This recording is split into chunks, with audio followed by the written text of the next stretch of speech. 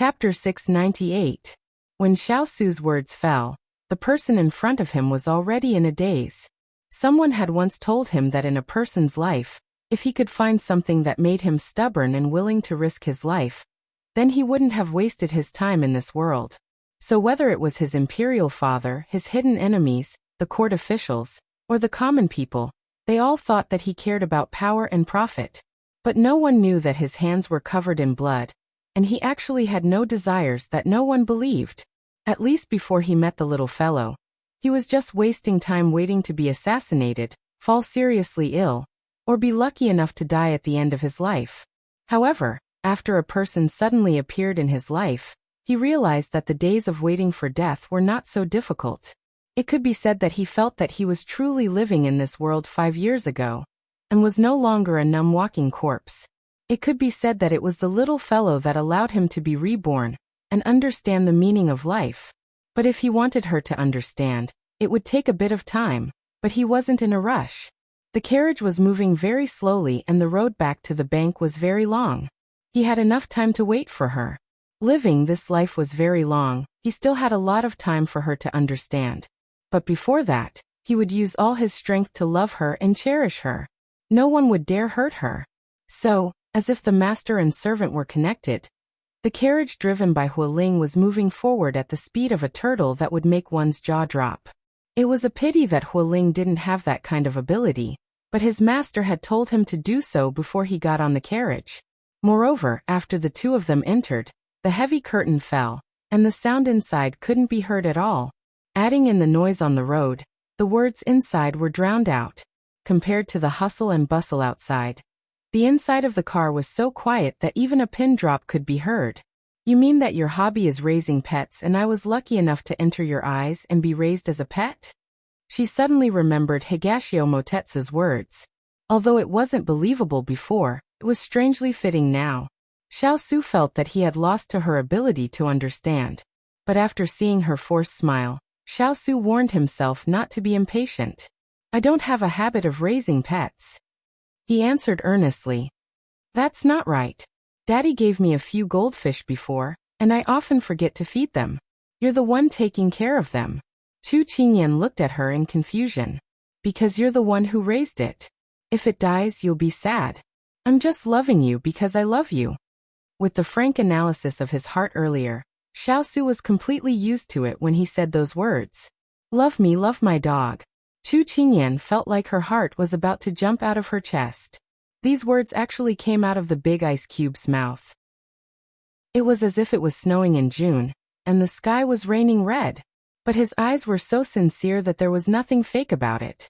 Although she was slow, she was not hopelessly stupid.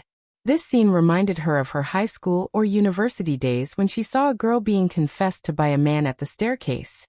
However, was this possible? The question hidden in her heart suddenly surfaced in her mind. She pursed her lips as an inexplicable courage suddenly welled up in her heart. Whether it was life or death, whether it was hope or destruction, she did not care. Big Ice Cube, let me ask you a very serious question. You have to answer honestly. Xiao Su had always been very serious when he told her that he would not lie to her. She felt that she was being ridiculous for asking this question.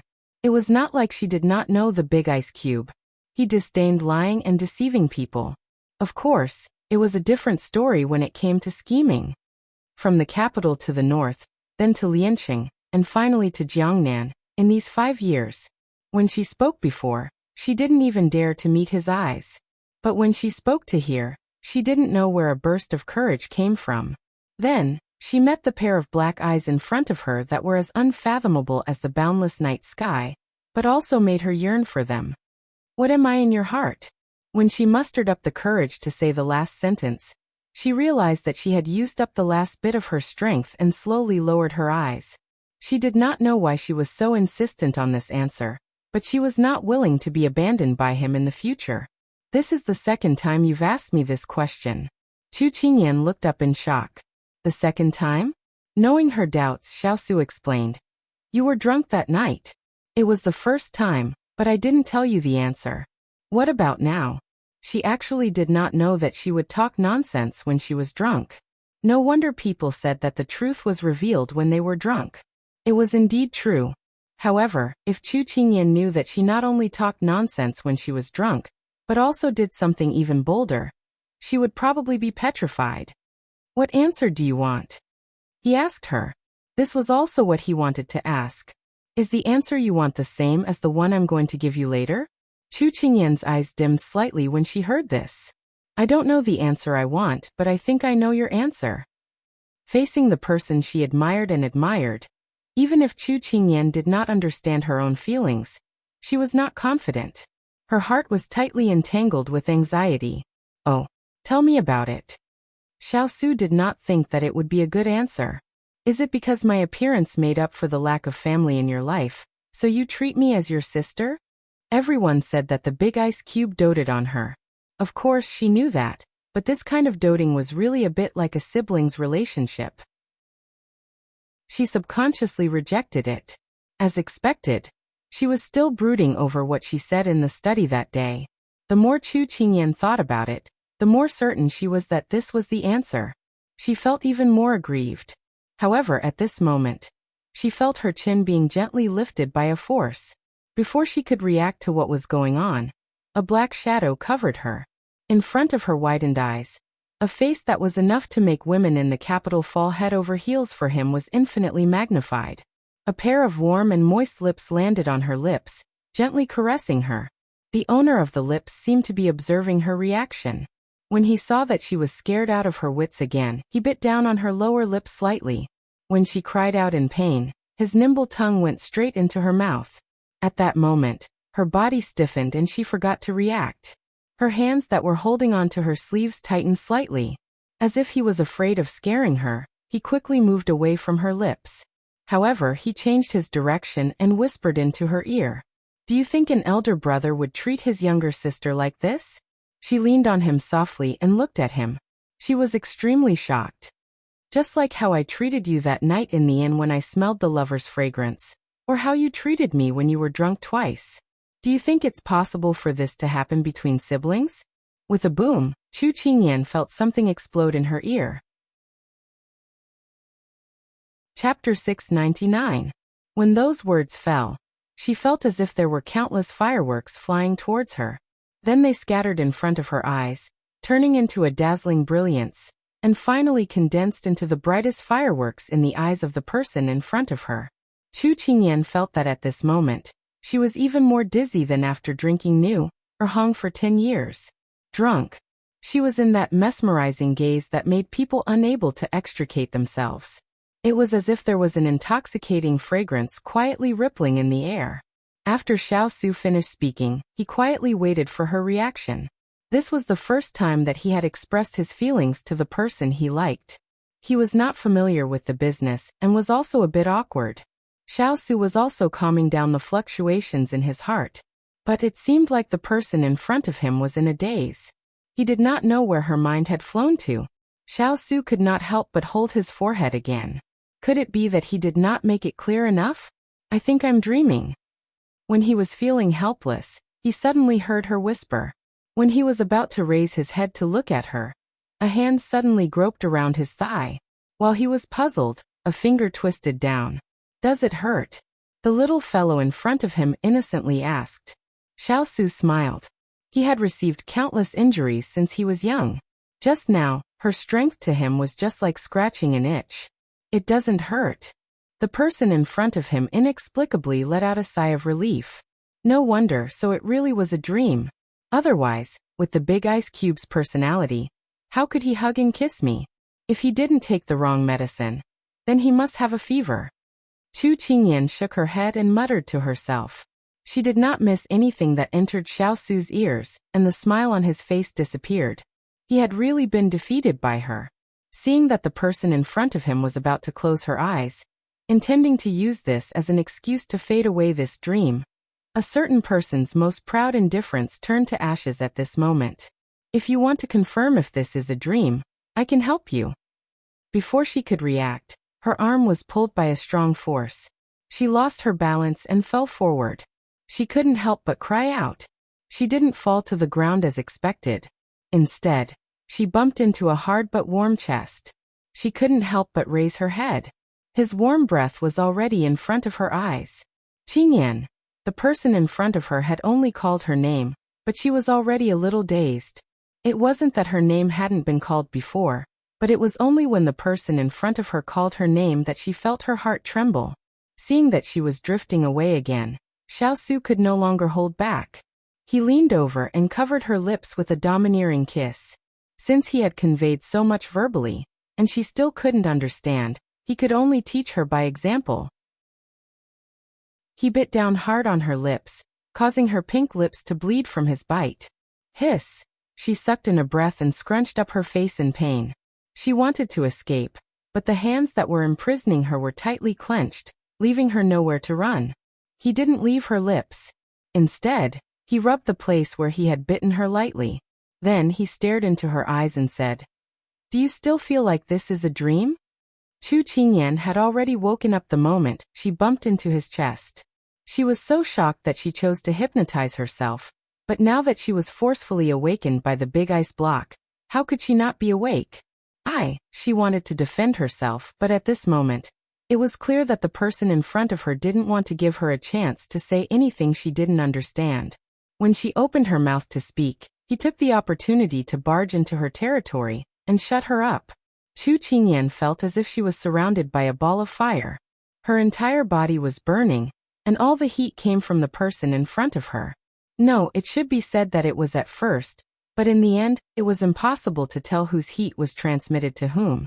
Was the big ice block trying to eat her? She was shocked by her own thoughts.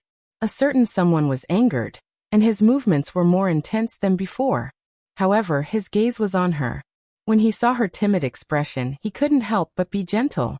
He raised his hand to caress her back, and then whispered between his lips, "Qingyan." Her eyes were unusually bright as if they had been washed by water. Xiao was dazzled by her eyes.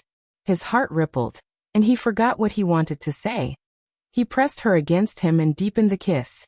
She was a beginner, and so was Xiao. Even if the two of them had been intimate before, they were still in a daze. However, men had an instinct that was far better than women. In front of the person they loved, they would learn without a teacher. In addition to the previous time, Xiao slowly tasted the taste of it. He kept deepening it, as if he wanted to tear the person in front of him into pieces. It was like the ancient saying, "When the golden wind meets the jade dew, it is better than countless things in the world." For Qingyan, the entanglement of lips and teeth was unfamiliar. Even if there was that time at the inn, she couldn't take the initiative and passively accept it. Or it could be said that she was led by him. She went from stumbling to barely being able to adapt to his strength and speed. The words he said just now suddenly kept repeating in her ears. Her face was hot, but she still vaguely understood the meaning behind what the two of them were doing. She slowly raised her hands that were hanging by her sides, and then she couldn't help but wrap them around his neck. This action was subconscious and instinctive, but it had a different meaning for Xiao. He was slightly stunned, but it only happened for a moment. He increased his strength, as if he wanted to rub her into his bones and blood. Just now, she still had some energy to think about the relationship between the two of them. But now she was confused by his actions. She didn't have the energy to think, and all her attention was on him. There was no resistance, cooperation, obedience, and in the end, she was unable to extricate herself. She didn't resist his touch, which proved that in this little fellow's heart, his position was different. Receiving this answer, a certain person was very happy. He left her lips, and his gaze went from her blurred eyes to her red face, and then to her bright lips. His eyes deepened little by little. Continue. It seemed to be a question, but the action had already determined the answer.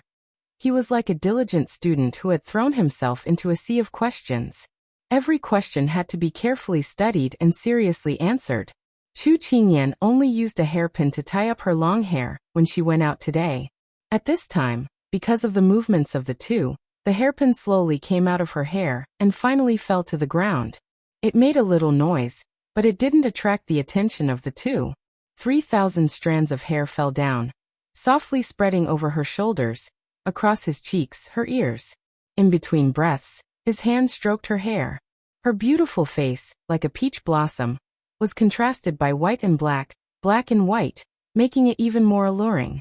The beauty was like a flower in the clouds. Chapter 700. The beauty was like a flower in the clouds? No, not in the clouds, but in front of his eyes. How could he allow her to be so far away from him? No matter where she was, he would not allow her to leave his side. With a strong sense of possessiveness, Xiao did not give her much time to breathe. Instead, he continued to teach her by example. Continue. Do you want more? What do you think? I'll give up. When they separated in the end, Chu Qingyan's entire body was buried in his embrace. Her cheeks were so hot that she could fry an egg, and it was 80% done. She was panting lightly and powerless. The big ice cube had been fighting for too long, almost eating all the air in her lungs. Feeling her lips burning, Chu Qingyan couldn't help covering her face. She was too ashamed to see anyone. At this time, Xiao was already full. He raised his hand and gently patted her back to help her breathe. He knew that he had to give her time to straighten out, so he didn't rush her and let her hide in his arms like a little kitten. Outside, Hualing, who had endured countless looks from passers-by, because he was traveling too slowly, suddenly heard his master's voice. When he thought he could end this long torment, what he heard was, "Let's go around the city again. And the more lively the better." Hualing dug his ears. Did he hear wrong? Go around again? The more lively the better? What was his master doing with the little princess? Was it a new way to play?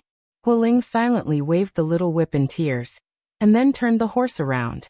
He estimated that he would receive even more looks of disdain later. Going slowly on a lively street, he would be cursed to death by people. The people in the carriage only had each other in their eyes and could not understand Hualing's collapsed mood at this moment. Have you rested enough? He felt it was enough and spoke up. Hearing his voice, which was more hoarse than usual with a hint of sexiness, Chu Qingyan couldn't help but think of what he had said when they were entangled. The temperature that had just faded from her face rose again. Needless to say, her face was probably as red as a monkey's, but now... No, she softly snorted. She had the strength to go against him, which meant that she had recovered. His lips curled into a relaxed smile. Then he placed his hands on her shoulders and straightened her body. His gaze fell on her face. Her face was as beautiful as the sunset. However, her gaze kept avoiding him. If it wasn't on the roof of the car, it would be on the wall of the car. She just didn't dare to look at him. Xiao felt that the shy little guy was quite cute. You have an answer in your heart now? He asked seriously. Chu Qingyan blushed and pretended to be confused. What? Xiao, who was in a good mood, didn't care about her awkward act of pretending to be confused. It didn't matter. He could slowly trigger her memories. Therefore, he continued. Perhaps at the beginning, I treated you as a child, but this feeling has changed over the past few years. Although she didn't look at him, her ears were already perked up. Not a little sister, not a little girl. It wasn't that he didn't see her perking up her ears and listening seriously, so he purposely stopped here. After waiting for a long time, there was no movement from the person opposite her. Chu Qingyan was a little impatient. At this moment, she had already forgotten her original intention. She instantly raised her head and urged, "What's next? What is it?" Even though they had already done such an intimate thing and she had vaguely guessed it in her heart, Chu Qingyan still wanted to hear him admit it personally. This had a different meaning. This was a kind of guarantee, a kind of recognition. She was finally willing to face it. Xiaosu's lips curled up, revealing a peerless smile. Chu Qingyan only reacted at this moment, but she couldn't care less. There was no turning back. A girl's restraint was useless at this moment. She must have an answer. Xiao knew that angering her wouldn't do him any good. Moreover, it would be extremely troublesome, so he didn't tease her anymore. He leaned over slightly, and his lips brushed past her cheek and landed beside her ear. Didn't you hear what Hualing and the others called you? Little Princess Consort, Little Princess Consort, is the mistress of the King of England's palace, the mistress of Xiao cavalry. She is also the wife that I, Xiao, will spend the rest of my life with. Mistress? Wife. Her expression drifted away again. But this time she wasn't escaping. She was shocked and happy, moved and wanted to cry. Are you satisfied with this answer? Her expression did not escape his eyes, and he could not help but chuckle. Chu Qingyan was brought back to her senses by his laughter. Big ice cube, I. She gathered her courage to look at the person in front of her, but in the end she couldn't say a word. Originally, she thought that he only treated her as a younger sister, like family. All this time, she had been hypnotizing herself and lamenting herself, but it was all because she thought too much. If she had asked earlier, would she not have so many sleepless nights? The impact of the answer made her lose her ability to speak, but it was undeniable that her heart and her emotions couldn't calm down because of his words. It could be said that she was ecstatic. Don't worry, you can slowly digest it. We still have a lifetime. Xiao Su took her into his arms, his movements gentle, as if he was holding the most precious treasure in the world. She softly replied in his arms. In the future, I will call you Ayan. This name can only be called by me. Xiao Su patted her back, as if he was coaxing her. This was a habit. From the moment he met her, this habit was formed by her, and then slowly took root in his life. Then what about me? What should I call you? Chu Qingyan was troubled. You can still call me whatever you used to call me. Although he felt that the 3 words Big Ice Cube were tacky at first, after hearing it for a long time, he felt that as long as it came from her mouth, it was pleasing to the ear. Moreover, he didn't plan on changing her name. Alright, I think Ayan sounds good. She was satisfied and gave him a compliment. Xiao Su curled his lips. The change in the way he addressed her was just the beginning. From now on, he wanted to enter her life and leave his mark as Xiao Su in her life. In the past, he already existed in her life, but this time was different because he wanted to use another identity. Chu Qingyan seemed to have felt the change in their relationship. There was a faint sense of novelty in her heart, but more than that, there was a kind of sweetness. So you understand your own feelings now? Just as she was letting her imagination run wild, an unexpected question came into her ears. Ah! After exclaiming, she bit her lips and her face started to heat up again. In your heart, what position am I? This was her question, but he wanted her answer now. Although the answer was obvious, he wanted her to admit it herself. It wasn't to satisfy a man's possessiveness, but he wanted her to clearly not avoid him anymore. He didn't want to waste the 2 of their time on searching. The most important thing for him was efficiency. Chapter 701. Everything that happened in the carriage today was out of her expectations. Whether it was his words or his example, she was at a loss for what to do. Now that he took an inch and wanted a mile, Chu Qingyan's beautiful face turned red. Seeing her shy and helpless appearance, Xiao Su's heart softened along with her expression, but he did not plan on letting her go. Some things could be delayed, but some things had to be settled as soon as possible. His Ayan was the most beautiful woman in the world, and would be easily coveted by others, so he had to let her understand her feelings. He was confident that Ayan would not leave him, but he did not want those so-called accidents to interfere with their lives. What position do I have in your heart? Xiao Su held her wrist. He did not use much strength, but it was not easy to break free. Chu Qingyan felt his fingers rubbing against her wrist. Those slender fingers that held weapons all day had calluses. On her delicate skin, she felt the skin that he touched heat up bit by bit. Even her heart could not help but tremble. She could not stand the gradually rising temperature. The scene of the 2 of them touching each other suddenly flooded her mind. Her throat began to dry up, and she had the urge to run away. Whatever she thought in her mind, she put it into action. Her feet moved and she half bent over to stand up. Because the big ice cube was leaning against the other side of the carriage, there was still a lot of space for her. She raised her other hand and wanted to lift the curtain and fly out in one go. Unfortunately, she forgot that she could play tricks in front of anyone, but not in front of this person. This was because this person who looked calm on the surface had a pair of sharp eyes. As a result, when her hand was an inch away from the curtain, the hand holding her left wrist suddenly exerted force. Her body, which had been rushing out, was pulled back in an instant. Then, she couldn't stand on her tiptoes, and her entire body was suddenly spread out in the opposite direction. Xiao Su's brows slightly raised and he leaned over to catch her. But the moment her body fell into his embrace, She was forced to lean back. So in the end, the result, Xiao Su was below and she was on top. The two of them were lying on the couch in the carriage. Fortunately, there was a layer of soft carpet on the ground. Otherwise, this fall would have been quite painful. At this moment, the two of them were tightly pressed against each other. Chu Qingyan looked at the handsome face that was about to touch hers, and the blush on her cheeks spread again. Inadvertently meeting those eyes that seemed to be smiling yet not smiling, her heart swayed again. Ian likes this? He gave a faint smile, and the light in his eyes dissipated. She could tell that he was in a good mood. When she heard this, she immediately struggled to get up, but she did not expect that someone else's movements become him on top of her. Chu Qingyan felt as if her heart was about to leap out of her chest again. She looked at him with her beautiful eyes. He had outstanding looks, a noble aura, and exquisite features. When he was dealing with others, his eyes were calm and indifferent, and he rarely revealed any emotions. However, when he looked at her now, Xian Mo's eyes were filled with a mischievous smile, as if he was teasing her. Today he was always like this. Who would confess with such a teasing look? Wait, confess?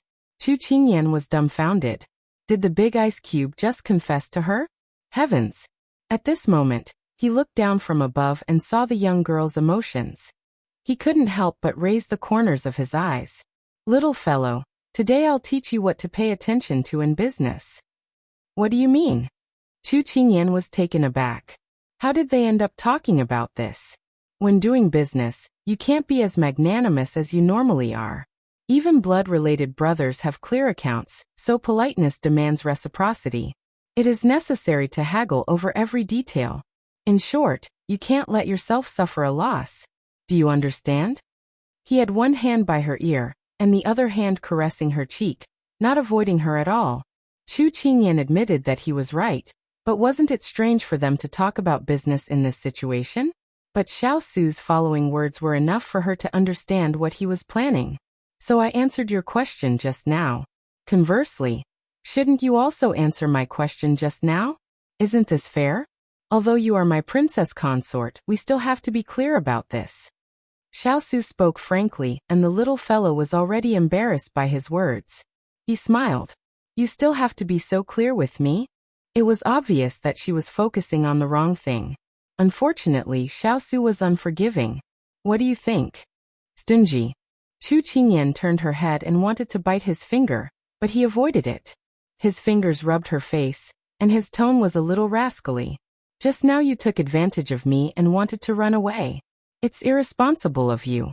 I'm afraid that you will run away again. As long as you give me the explanation you owe me, I will let you go. I'm not afraid of being called stingy. When did the big ice cube become so eloquent? No, in front of outsiders, the King of England was cold and indifferent, but in front of her, he often acted like a big bully. However, while the two of them were panting, she had already become more rational. Just now, her heart was in a mess because of him, and now she had found her soul. Although she had never been in love in the modern world, she would despise herself if she still didn't understand at this time. At this time, he had said so much just to beat around the bush to find out her feelings. Chu Qingyan pursed her lips, and the hazy glass in her heart that she didn't dare to break began to slowly crack at this time. In front of her, this noble and outstanding man was looking down, waiting for her answer. She didn't know where the courage came from in her heart, but she couldn't help but reach out her hands and hug the person in front of her. Then she moved closer little by little, and finally landed a light kiss on his lips. This was her answer. Xiao Su didn't expect her to take the initiative, but this silence spoke louder than words. His face was filled with joy, and he lifted the little face that wanted to hide in his arms. He quickly lowered his head and captured those already bright red lips, and urgently deepened his strength, engulfing everything.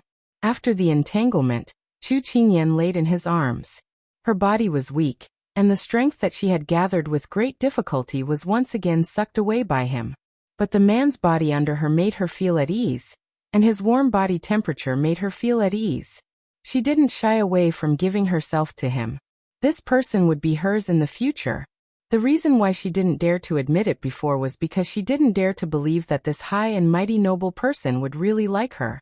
But this was the truth, the fact that made her happy, and it gave her the courage to reveal her feelings. It turned out that she didn't want to be his sister because she already had feelings for him that surpassed that of an elder brother. She was unwilling to just be someone by his side, who could be left at any time. But her best friend said that things that were too easy to get were often not cherished.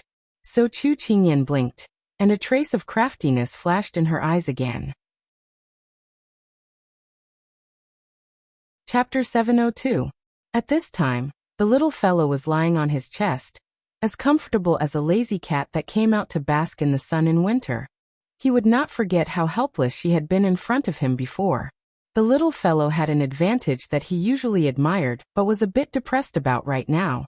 That was, she was too adaptable. He had originally wanted to tease her a bit more since such a shy and cute side of her was rarely seen. However, this also meant that she had already acknowledged their identities, so Xiao Su was still in a very good mood, especially after eating and drinking to his heart's content. He had never felt that there was anything in this world that could make him feel happy other than defeating an enemy nation and learning a secret technique. He gently stroked her long hair and closed his eyes to enjoy this warm and relaxed moment. At the same time, he calculated that it was about time for Hualing to drive the carriage back to the bank. However, he ignored a certain little cat that was scheming against him in his arms. Hualing received his master's orders and could finally drive the carriage back. His face was covered in tears as he finally did not have to endure the rolling eyes of passers-by. It might not be peaceful right now. You have to be careful when you go out, Xiao Su slowly said. Because of the two's entanglement just now, his voice was a bit low, but it was not hard to hear that he was in a good mood right now. She could hear that Big Ice Block did not care very much. Chu Qingyan thought that it shouldn't be a troublesome matter. After responding, she thought of the assassination they had encountered on the road and said, I feel that the ambush seemed to have come from the imperial family. Then she told him the reasons for her suspicions. Previously, she had ordered Lu Guang to write a letter to tell Big Ice Block about the assassination, but she did not write down her suspicions. She had always wanted to find a chance to discuss with him in detail, to see who else wanted to harm them in secret. It was a pity that so many things had happened as soon as they came back. She had not thought that they would be talking about this in this situation. Xiao Su heard her words and a faint smile floated on his face. As expected of someone he had taught, she hit the nail on the head. Your analysis is not bad. The assassins came from the imperial palace. More accurately, they were hidden guards that were trained by the Liang family. He did not plan to hide it from her. He did not want his woman to be in danger, so he had to give her a warning so that she would be more prepared. Chu Qingyan did not think that it would be Liang Ho. She said in shock, why? If it was Imperial Concubine Moon, it would make sense, but she could not figure out that it was Empress Liang who wanted to capture her. They had no grievances or grudges. Not to mention the distant ones, she was her son's princess consort. Wasn't this too inconceivable? If they want to capture you to threaten me into compromising, they'll have to send their own troops. When Xiao Su said this, his tone was indifferent, and his expression was somewhat indifferent. This was not the first time she wanted to make a move on the little fellow. As a mother and son, there probably weren't many in the world who could do this. Hearing the loneliness on his calm face, Chu Qingyan's heart ached for him. She couldn't help but hold his hand. He seemed to feel her silent comfort and held her hand back. Big Ice Cube, don't worry. I'll protect myself in the future. I won't let anyone use me to threaten you. The coldness between his brows faded and was replaced by fierceness. He clenched his fists. With me here, no one can touch you. Moved, Chu Qingyan felt sweet. Big Ice Cube was so domineering, so handsome. She nodded. Big Ice Cube is right not to send troops. It's currently a chaotic autumn. If we show off our abilities, it will attract the jealousy of many people. In addition, we made many enemies before, so there will be endless trouble. Also, the weapon forging hasn't been completed yet. If those people make trouble, we don't have enough ability to protect ourselves. Good analysis. He patted her shoulder as a reward. The little fellow spoke his concerns, but there was another point. He had already found the most important thing in his life, so he didn't plan on meddling in court matters. The little fellow had once said something right. No matter who was missing in the world, the sun would still rise in the east and set in the west. So even if he didn't go out, someone else would. But she was still a bit worried. Big Ice Cube, if you don't go out, someone else will. Nansong country's army is strong and isn't weaker than Sichuan country. If our army loses, Sichuan's people won't be able to make a living. At that time, the court might even send someone to invite you. She couldn't be blamed for having such pessimistic thoughts, but she had fought with the Prince of Nansong before. His ruthlessness and decisiveness made her raise her guard. As soon as she finished speaking, she was picked up and placed on his lap. She raised her head slightly and met his eyes. Her face heated up and she wanted to turn away, but unexpectedly, his hand had already covered her face. His eyes were filled with affection and a smile appeared. Ian is worried about me? But don't worry, if the sky falls, someone else will hold it up. Sichuan is in its prosperous period and won't be easily defeated. If they beg me to come out after losing, then for us, the advantages outweigh the disadvantages, so you don't have to worry. Chu Qingyan understood what he meant. It was better to send charcoal in the snow than icing on the cake. If he was needed at a critical moment, then in the future, the Big Ice Cube's position in Sichuan country would only be high and not low. If those people in the dark wanted to make a move, she was afraid that they would have to think twice. If they couldn't guarantee that nothing would go wrong, then they would only be consigned to eternal damnation. She couldn't help but admire the Big Ice Cube's intelligence. Fighting a war would take at least half a year. At that time, regardless of winning or losing, the Fuli mountain range's mineral resources would have been completely extracted, and the weapon forging should be almost complete. It would be enough to protect himself. With confidence, even if he faced the Sichuan emperor, he wouldn't be afraid. She just hoped that it wouldn't come to that point, because she knew that the Big Ice Cube wouldn't want to see the scene of him fighting with his closest relatives. The two of them quietly leaned against each other, and no longer spoke, enjoying the moment of silence. After an unknown amount of time, they heard a hoo sound outside the carriage and then it stopped. Xiao Su let go of her, and she took the opportunity to sit away from him. He didn't understand why she moved so quickly, but he saw a sly smile flash on her lips. Big Ice Cube, liking is liking, being together is being together. These are two different things. I admit that I like you, but I didn't agree to be your princess. Before it was just a symbol of status and doesn't count. You know that in your heart, so if you want me to agree to you, it will depend on your performance. After saying all of this, Chu Qingyan blinked her eyes at him. She was very naive, but the words that came out of her mouth made people not know whether to laugh or cry. Xiao Su narrowed his eyes and reached out to grab her, but he didn't expect that she was already prepared. She flew out of the carriage with her hands, and threw a provocative look at him before she left. This lady's tofu isn't that delicious. So dear His Royal Highness, please take this. The curtain of the carriage swayed in front of him. She had already run far away, but he was smiling happily. She still gave him the answer herself. But looking at his performance, how difficult was it? When Xiao Su got out of the carriage, Turin was already waiting outside.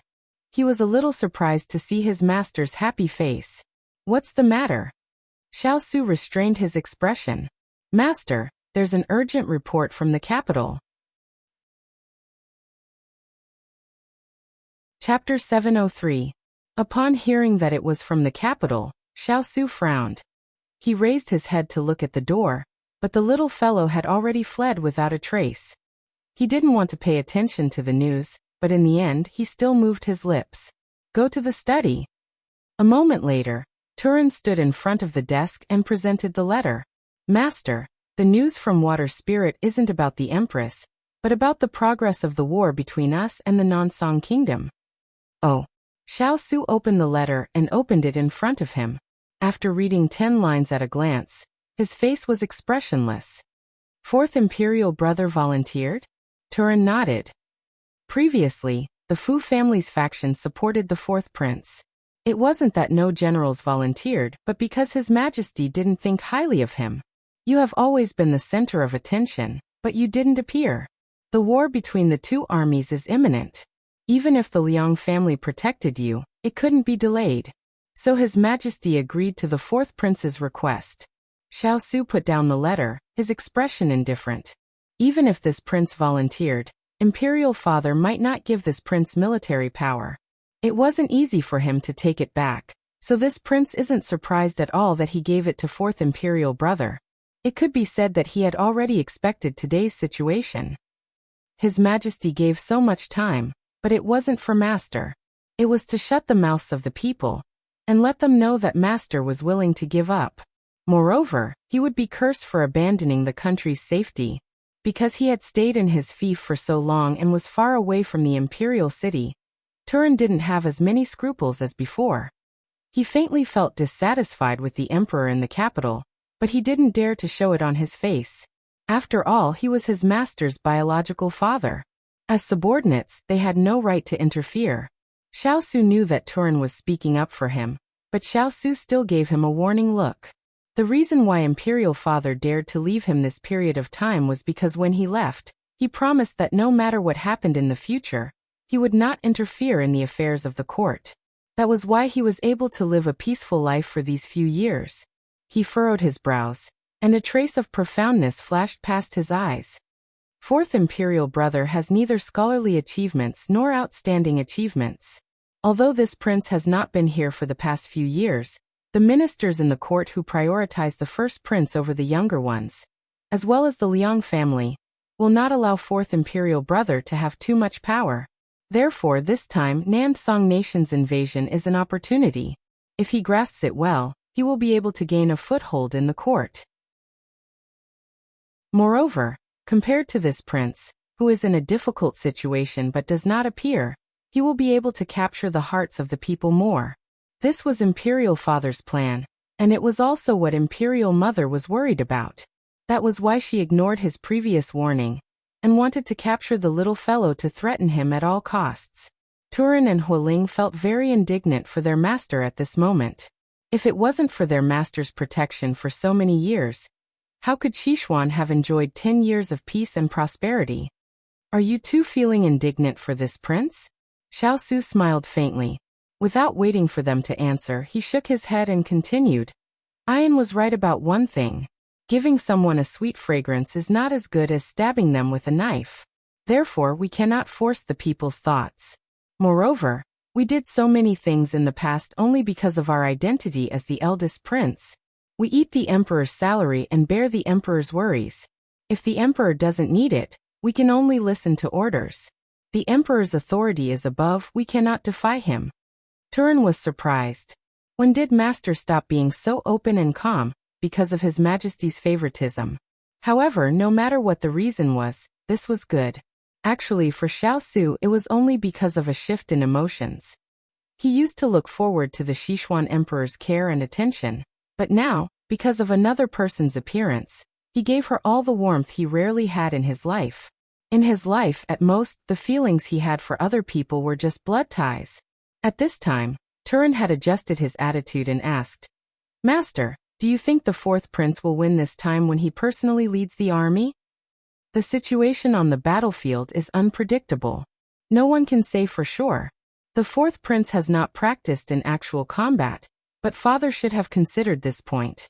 He should have many strategists by his side, Xiao Su said calmly. Turin nodded. Master is right. This time, His Majesty has arranged for a military general to be the fourth prince's deputy general. There are 2 civil officials accompanying him. I heard that the military general was personally promoted by the Fu clan in the past 2 years, and his martial arts are not bad. The 2 civil officials are from the Fu clan, and I heard that they have deep knowledge of the art of war. I hope these people are not idiots. It was not that Xiao Su did not know what Father Emperor was planning. He was using the fourth prince and the Fu clan. If the fourth prince became famous because of this battle, then not only would his status rise, even the Fu clan's status would rise. At that time, it would be easy to deal with the Liang clan. The premise was that he did not want to fight for the throne. Hualing did not have a good impression of the Fu clan at all. He mocked. 15 years ago, the Fu clan participated in the battle, but they suffered heavy losses. I don't know if they can turn the situation around this time. After Hualing finished speaking, he saw that his master was still as calm as before. He was no longer the person who would fearlessly sacrifice himself for the country. He felt very gratified. He asked curiously, "Master, do you hope the fourth prince will win this battle?" Xiao raised his eyebrows. "It would be best if he wins. This prince can relax for a while." His master's meaning was very clear. If the fourth prince lost, then only his master could clean up the mess. But if the fourth prince won, then the matter of the crown prince would be immediately put on the agenda. Then Consort Yu's first target would be his master. After Hualing finished thinking, he felt very sad. No matter if he won or lost this battle, his master would not have time to relax. You just need to pay attention to this matter. There is no need to be too nervous. What will come will come. Write a letter for this prince. Tell Imperial Mother to have the Liang clan restrain themselves and not provoke Father Emperor. No matter how good the news is from the front lines. Yes. Hualing did not think too much and accepted the order. In the study, only Turin was left standing. Lingfeng, prepare a generous gift for this prince. These few days seemed to be Lingfeng's eldest son's birthday. He had heard the little fellow talk about it a while ago. He remembered today and gave the order. Hualing agreed in surprise. Shouldn't these things be taken care of by the little Wang Fei? When did his master care about these trivial matters? Xiao saw through his subordinate's thoughts, but he did not point it out. After the commotion in the afternoon, the little fellow probably would not have the mind to think about these things for a while. So he took care of it for her. "Master, you seem to be in a good mood recently?" Turin was curious. Xiao did not deny it. It's probably because people are in high spirits. Chapter 704.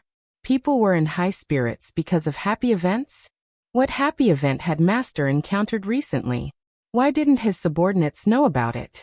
But seeing Master's abnormal analysis of the situation for them, it was enough to see that he was in a good mood. Once Master's mood fluctuated, it must be related to the little princess.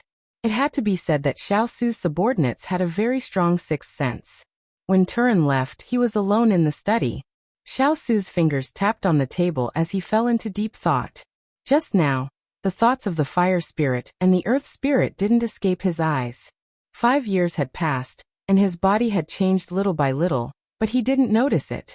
If they weren't surprised, he wouldn't have reflected at this moment. It turned out that many things on his body had been subtly changed by the little guy.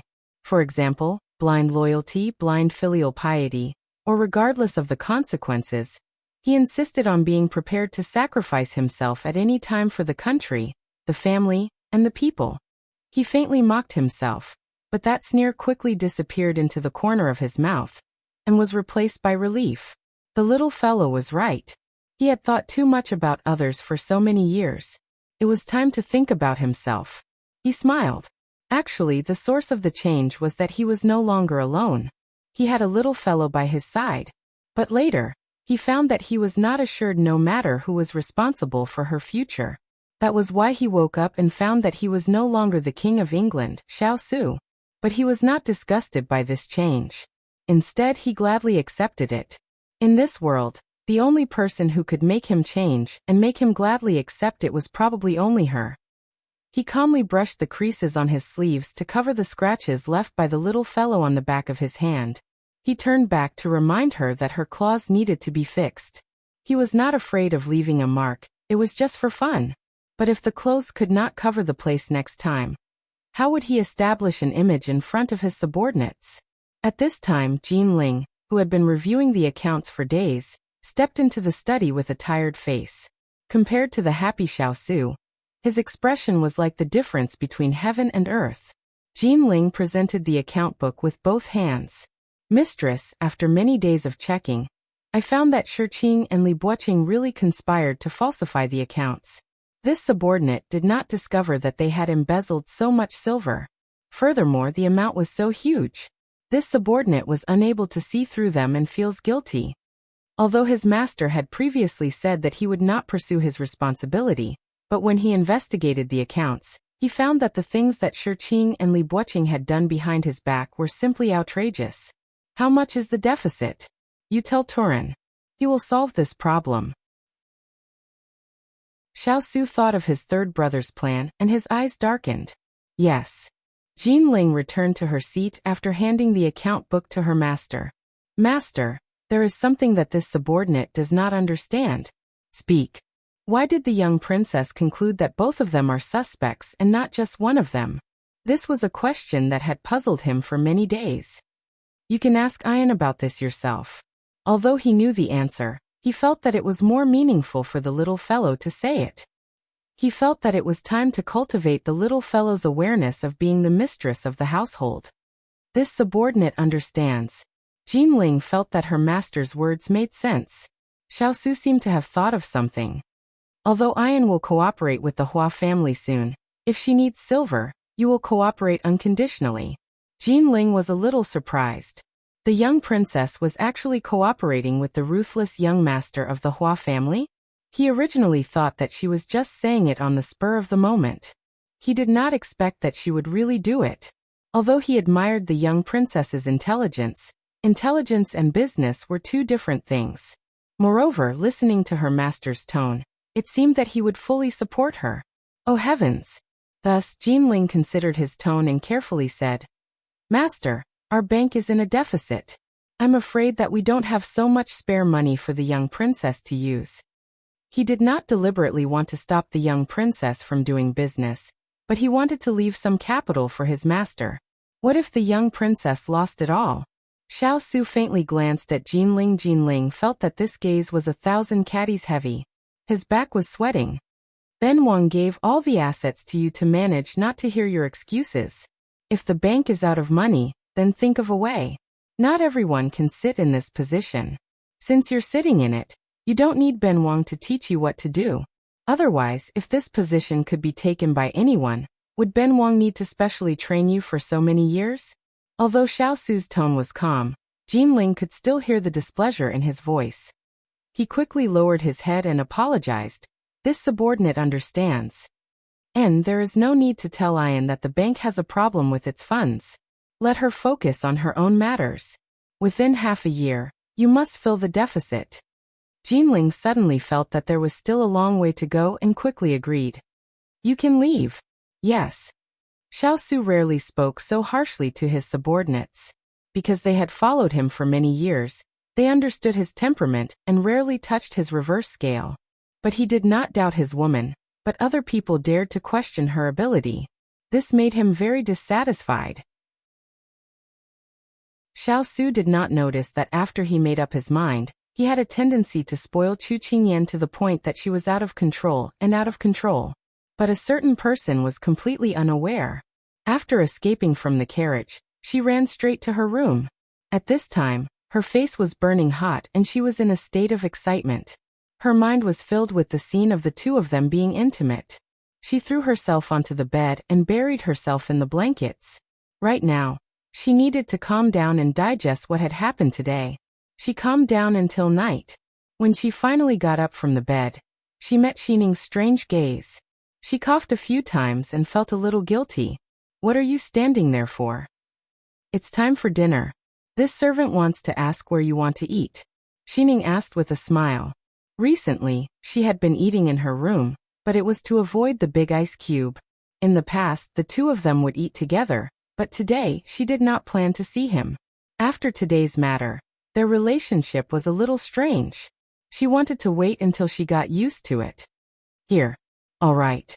After agreeing, Xining cleaned up the table and said, Master, just now, this servant heard Huling and the others talking about the battle with the southern Song Kingdom. They said that in 2 days our army will set off. Oh. The war between the two countries was inevitable, so Chu Qingyan was not surprised. I heard that the one leading the army this time is His Highness the Fourth Prince.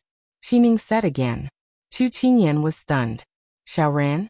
That arrogant and despotic little boy who became her friend in the end? After not seeing him for 4 years, she had almost forgotten him. At this time, Jean Xian quickly walked in. Master, this is a letter from the capital. Chapter 705. A letter from the capital? Chu Qingyan stared blankly. Her parents were both here. Who else in the capital would write her a letter? Even if it was a secret report, It shouldn't have been sent by Jean Xian. She took the letter doubtfully. Just as she was about to open it, she heard an excited voice. My good daughter, come out and welcome your father. See what good things your father has brought for you. She didn't need to guess to know who this voice belonged to. Chu Qingyan stuffed the letter into her sleeve and stepped out of the room, her face full of smiles. Hearing her father so happy, her mood was more or less affected by him. Father, what did you bring for your daughter? As soon as the voice fell, Chu Qingyan saw what her father was holding in his hand. Her smile froze on her face. An eagle. And it was a young eagle. Father Chu didn't notice his daughter's reaction. He excitedly skipped over to her and presented a treasure. Kai, this is what I picked up from the backyard. It's injured, but I've already sent for a doctor. Chu Qingyan looked at the dying young eagle and couldn't help but swallow her saliva. Her father's luck was too good. First he picked up a family of puppies. Today he picked up a young eagle. In a few days, would he pick up a few leopards? She estimated that it wouldn't be long before this place became an animal shelter. Chu Qingyan forgot that her father had also picked up an upside-down spring onion. Moreover, this inwardly passionate spring onion had turned into a black-bellied wolf a few years later, coaxing and tricking her into eating it. However, her father's kind heart couldn't be hurt. Otherwise, what would she do if his glass heart broke? Thus, when she saw the pleading look in her father's eyes, Chu Qingyan's heart softened. Let your daughter take a look at the young eagle and see if its injury is serious. Father Chu saw it and immediately brought it over. At this time, Chu Qingyan discovered that the young eagle's right wing had been hit by an arrow. Moreover, the arrow looked somewhat familiar. Wasn't this the latest batch of arrow feathers forged in Fuli mountain range? The markings on it were personally designed by her. This eagle was shot down by Xiao Lai, but it was coincidentally picked up by his father who was passing by. She was well aware of the power of the arrow feather forged from the new material.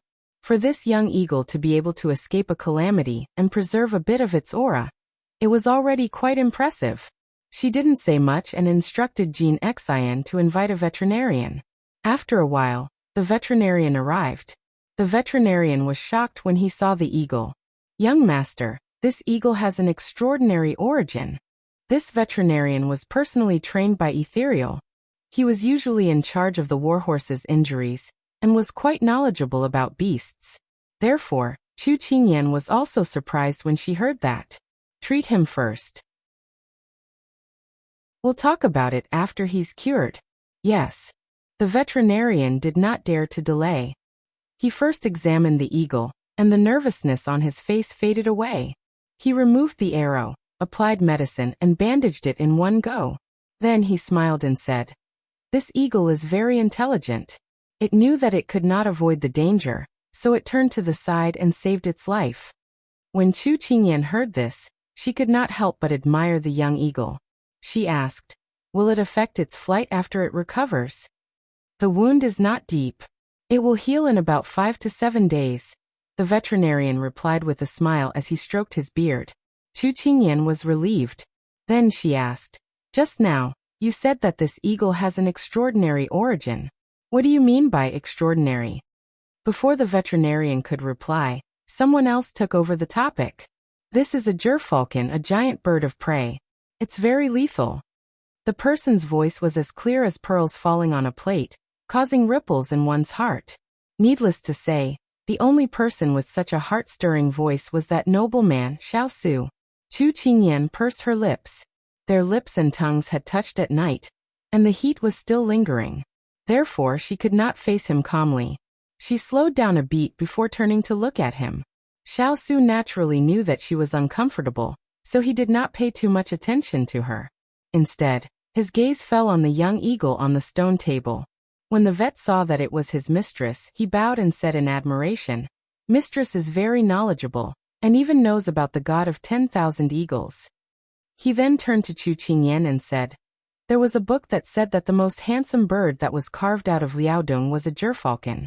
It was very strong and sturdy, and it was the fastest and highest flying bird in the world. Thus, it was praised by the god of 10,000 eagles.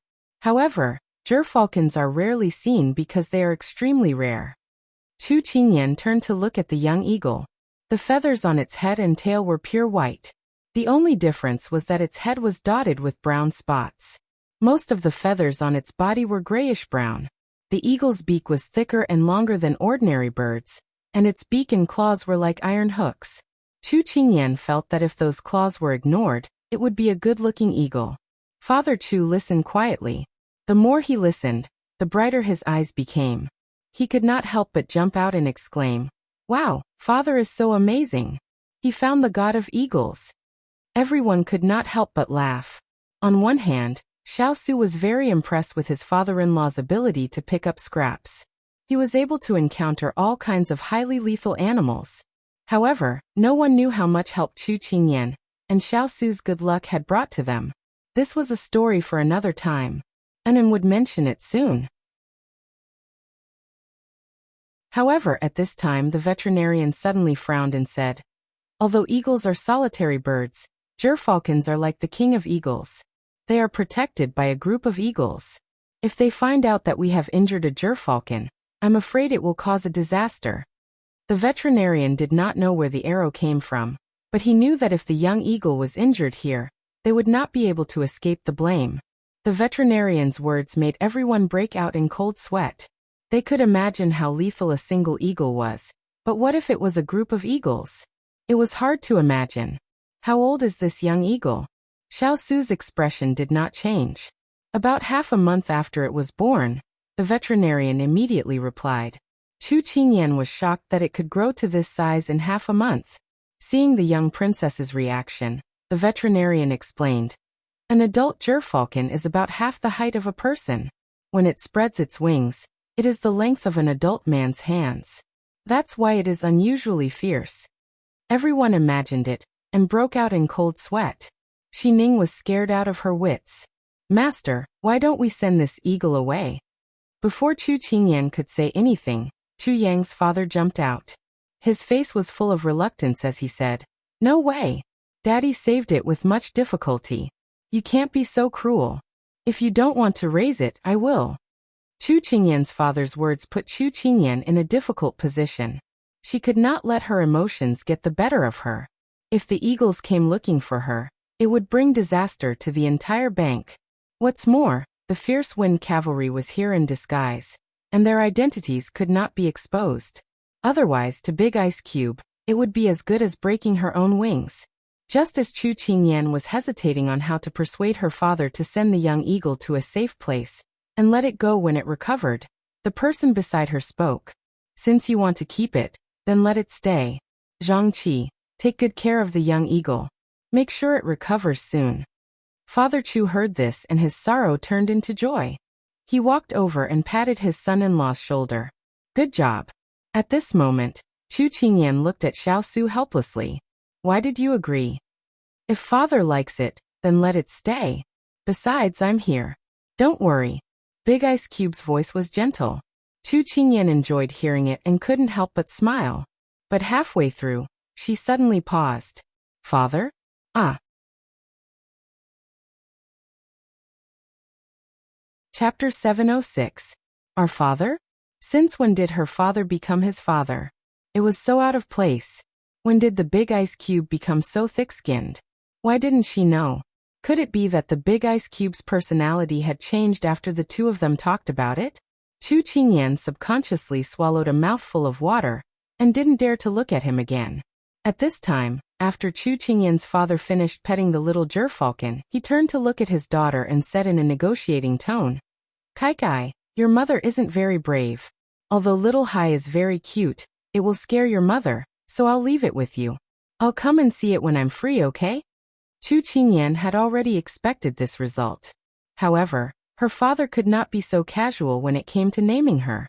It was fine if he named her Little Annoyance, but he even named her Little C. She took a deep breath. Before she could answer, Little Hai had already walked over with the 3 little furs in tow.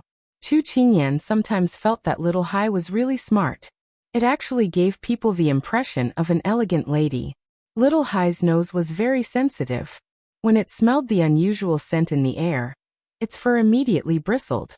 It looked around and finally fixed its gaze on the young eagles on the stone table. It bared its sharp fangs and looked ready to attack at any time. Chu Qingyan shouted. Oh no, little Hai is injured. He won't harm you or the children. Don't worry, I won't allow it. Chu Qingyan stood in front of Little Annoyance and lowered her head. She patted Little Annoyance's head and said gently, Little Annoyance, little Hai is injured. Because they had told her about the identity of the gerfalcon, Chu Qingyan felt that little Hai and the others were at a disadvantage compared to the raptors, so she was more gentle with little Hai. Feeling Chu Qingyan's comforting words, little Hai's bristling fur smoothed out. Little Hai coldly looked at the half-dead gerfalcon. I'm more liked by my master than you are. You can stay where you want to be. Then it changed its expression and rubbed Chu Qingyan's palm obediently. Then it took the three little ones for a stroll elsewhere. Chu Qingyan smiled and instructed Jean Xian to carry the gerfalcon to a side room in her courtyard. She also instructed the vet to take good care of it. Chu Qingyan, who was busy with her own business, didn't notice Xiao Su's gaze on her and little Hai. Xiao Su was as sharp as a beast, and little Hai's actions just now didn't escape his eyes. Xiao Su raised his eyebrows. Could it be that the little guy didn't know that little Hai's identity? Foxes and eagles are natural enemies because they have the same prey. Little Annoyance was jealous just now. Hee, animals are the same as humans. They don't like their things being taken away by others. Hualing said with a smile on the side, but just as his words fell, his master's ice-cold gaze made him immediately shut up. Could it be that his master was also jealous? Could it? SSSSS? He didn't dare to think about it anymore. Otherwise, his master's lofty image would collapse in his heart. He quickly turned to look for Jean Xian. Jean Xian, little brat, let me help you. Jean Xian didn't think that holding an eagle would require any help. Sometimes Lord Hualing was quite naive. Chu Qingyan's father thought that Hualing's words were very interesting. He chuckled. Animals are just like humans. They're very smart. If it weren't for the three little ones always running to the bed to sleep, I wouldn't be willing to give them to Kai Kai. Chu Qingyan sighed softly. Every morning, when she opened her eyes, she would be staring at them. At first, she was scared to death, but now, she was used to waking up early, and there were a few more on the bed. Little Hai and the three little ones, who were strolling in the courtyard, suddenly felt a cold gaze fall on them. They shivered all over. Turin, build a kennel in the courtyard for them to live in. Xiao Su said calmly. If they didn't want to pretend to be dogs, then they could continue pretending. Little Hai and the others had sharp ears. When they heard this, they immediately ran to Chu Qingyan's side to protest. Chu Qingyan didn't think that there was anything wrong with Big Ice Cube's words. Her family's big yellow dog used to sleep outside as well. However, when little Hai and the others looked at her pitifully, Chu Qingyan's heart softened. She couldn't help but turn around to plead for them. A large hand landed on her head, and then she heard the sound of jade hitting stone. Ayan, do you still want to bicker with me over such a small matter? Ayan's name was so intimate that it made her heart melt. The two of them were so close that their breaths were intertwined. Her body stiffened, and the last syllable of Ayan's name made her swallow her pleading words. I'll listen to you. Only the heavens knew how difficult it was for her to say those 4 words. Little Hai and the others knew that the situation was hopeless. Their master had been seduced by her beauty. She was more important than pets. On the side, Mr. Chu glanced at the two of them from time to time. There was a smug look in his eyes. It seemed that all his efforts had finally paid off. He had to hurry back and tell Dan Yang that he was going to have a grandson soon. Oh no, it was a maternal grandson. Chu Qingyan didn't notice her father's happy expression. She wanted to turn around and move away from Big Ice Cube. She didn't know why, but whenever Big Ice Cube got close to her, she would lose her ability to think. Could it be that she was really seduced by his beauty? Unexpectedly, when she turned around, something fell out of her sleeve. It slowly floated down and landed by Xiao Su's feet. Xiao Su bent down to pick it up. When he glanced at the cover, his eyes froze. Chu Qingyan also noticed that the envelope had fallen. When she saw Big Ice Cube pick it up, she couldn't help but smile. This is a letter from the capital. I haven't opened it yet. Yes, I know. Xiao Su's voice was deep. It was impossible to tell whether he was happy or angry. Chu Qingyan was surprised. You know where this letter came from? Wasn't it sent directly to Jean Xin? Big Ice Cube shouldn't know. Xiao nodded. I recognize this handwriting. Chu Qingyan was even more surprised. Big Ice Cube could even recognize handwriting? There were so many people in the capital, but he could recognize them at a glance. Didn't that mean that he had a photographic memory? Then who sent it? She was curious. Big Ice Cube actually knew the person who sent her the letter. The displeasure that had surged in his heart just now slowly faded when he saw her adoring gaze and her calm demeanor. Fourth Imperial Brother. She blinked. Xiao Ran? After not seeing him for more than 4 years, he actually wrote her a letter. Chu Qingyan was surprised and happy. She originally thought that he had forgotten about her. She didn't have many friends, but Xiao Ran was one. Jean Xian said that it was sent to Lianqing, but I wasn't here. The servant sent it here. Big Ice Cube, quickly open it and see what Xiao Ran wrote inside. Chu Qingyan cheerfully walked to his side with an expectant expression. Xiao Su's heart was upset at this time. When he first came to Lianqing, he would still receive letters from Fourth Imperial Brother. However, it might be that Consort Yu deliberately stopped him, so Fourth Imperial Brother didn't send him any more letters. He didn't take it to heart. But now that he saw the letter in his hand, he thought of Fourth Imperial Brother's gaze every time he saw the little fellow. He couldn't help but frown. You guys often write to each other? Chapter 707. Frequent exchange of letters? Chu Qingyan couldn't help but roll her eyes. If they were frequent exchanges, how could she not recognize him? But looking at the Big Ice Cube's unhappy expression, Chu Qingyan didn't know where she had stepped on a minefield. She looked at him cautiously. Could it be that the Big Ice Cube was jealous that Xiao Ran contacted her and didn't write to him? No, this is the first time I've received a letter from him. Chu Qingyan immediately clarified. Xiao Su nodded. She didn't look like she was lying. Are you very happy to receive a letter from him? Not noticing his locked gaze, Chu Qingyan answered honestly. Of course, I haven't seen him in a long time. I don't know what he looks like now. He was still a young boy back then, but he should have grown taller now. He will definitely be able to charm thousands of girls in the capital. After all, your royal family has good genes, and every one of you is a young talent. Xiao Su glanced at her. I've never heard of him. He was young and handsome, but when he grew up he became disabled? Chu Qingyan choked.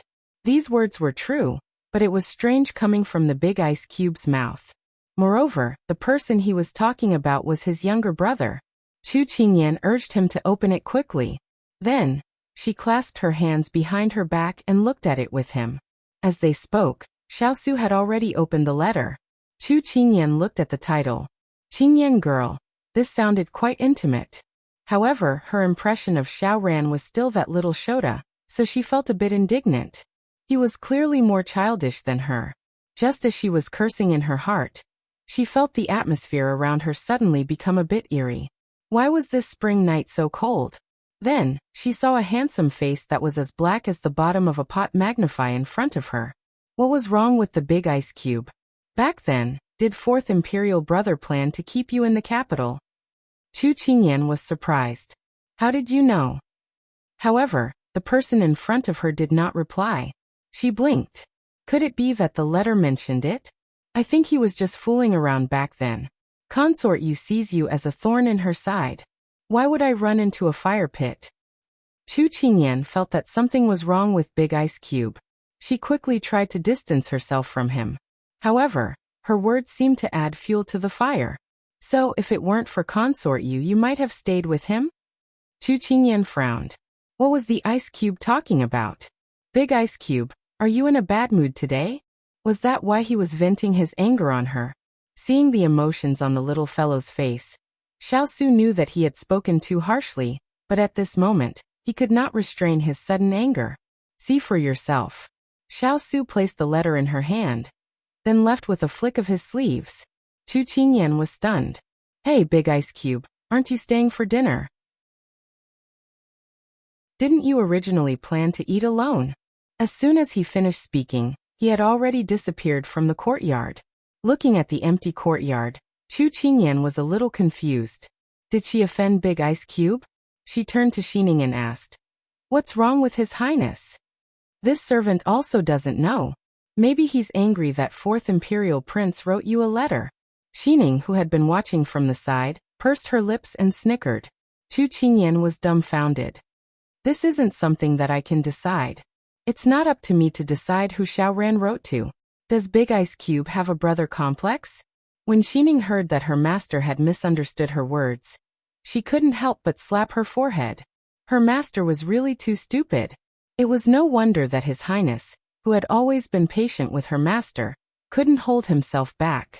Although Xining was the same age as her master, compared the two of them, she was enlightened about the relationship between men and women earlier than her master. She was a little worried about Big Ice Cube getting angry for no reason, but she still finished reading the letter in her hand first. She had only seen the beginning of the letter just now. Opening the letter, Chu Qingyan read 10 lines at a glance. The more she read, the more shocked she became. "Qingyan, we haven't seen each other for more than 4 years. Have you missed me? Perhaps you have already forgotten about me. Far away from the capital, you should be living a carefree and lively life.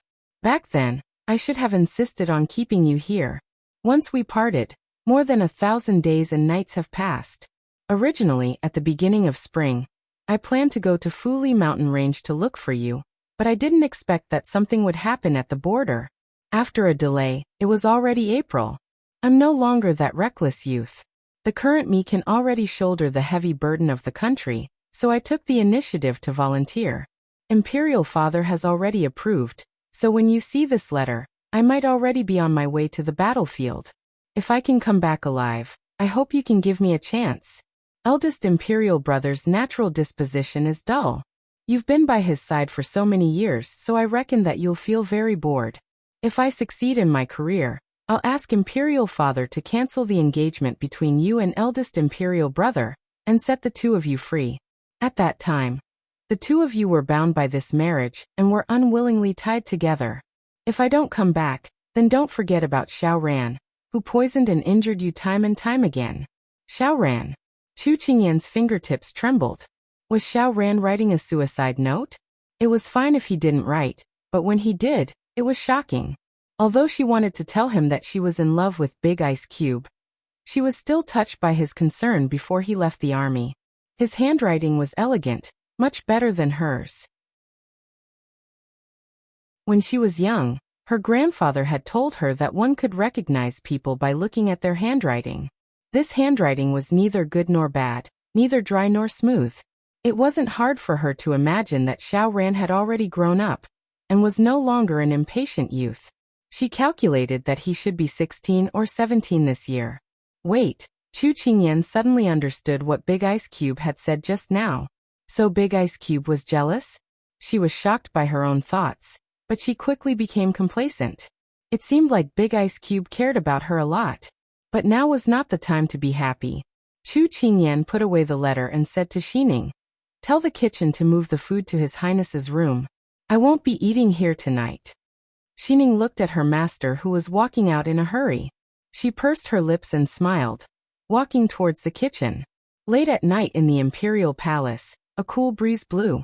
The Imperial guards patrolled back and forth. Inside the palace, only the sound of armor clashing and heavy military boots landing on the ground could be heard. It was very quiet. A wall separated the noble and ordinary. One side was quiet, and the other side was lively. This was the night Xiao Ran wrote this letter a few days ago.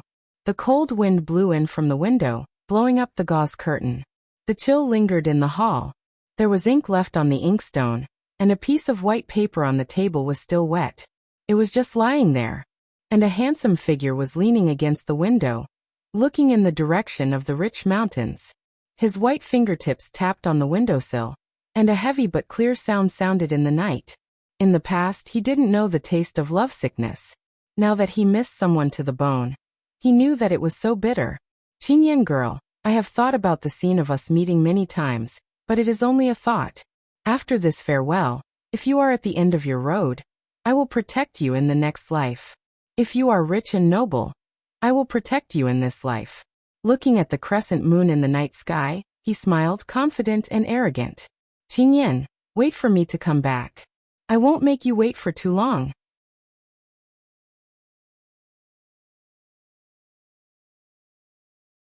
Chapter 708. Xiao Su returned to the study.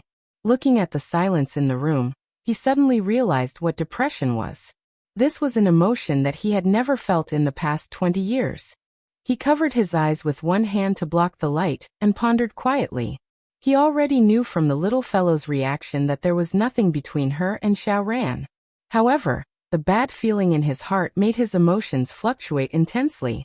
That was why he was cold to the little fellow. But if he didn't turn around and leave in time, he was afraid that he wouldn't be able to resist taking the little fellow into his arms and fiercely rubbing her into his veins. Today he had just revealed his feelings to her, and it had already given her enough shock. If he were to rush for quick success, he was afraid that the gains would not make up for the losses. He had never done a losing deal. But this feeling was really prickly. When did Xiao Ran, this fellow, fall in love with the little fellow? Why didn't he notice it at all? If he didn't see his own feelings clearly, perhaps he wouldn't understand his feelings for the little fellow in the letter. Being openly poached under his nose, Xiao Su's eyes flashed with a trace of shrewdness. Was his corner so easy to touch? After the door was knocked, Turin came in. Master, there are 7 or 8 people who want to seek refuge with you this month.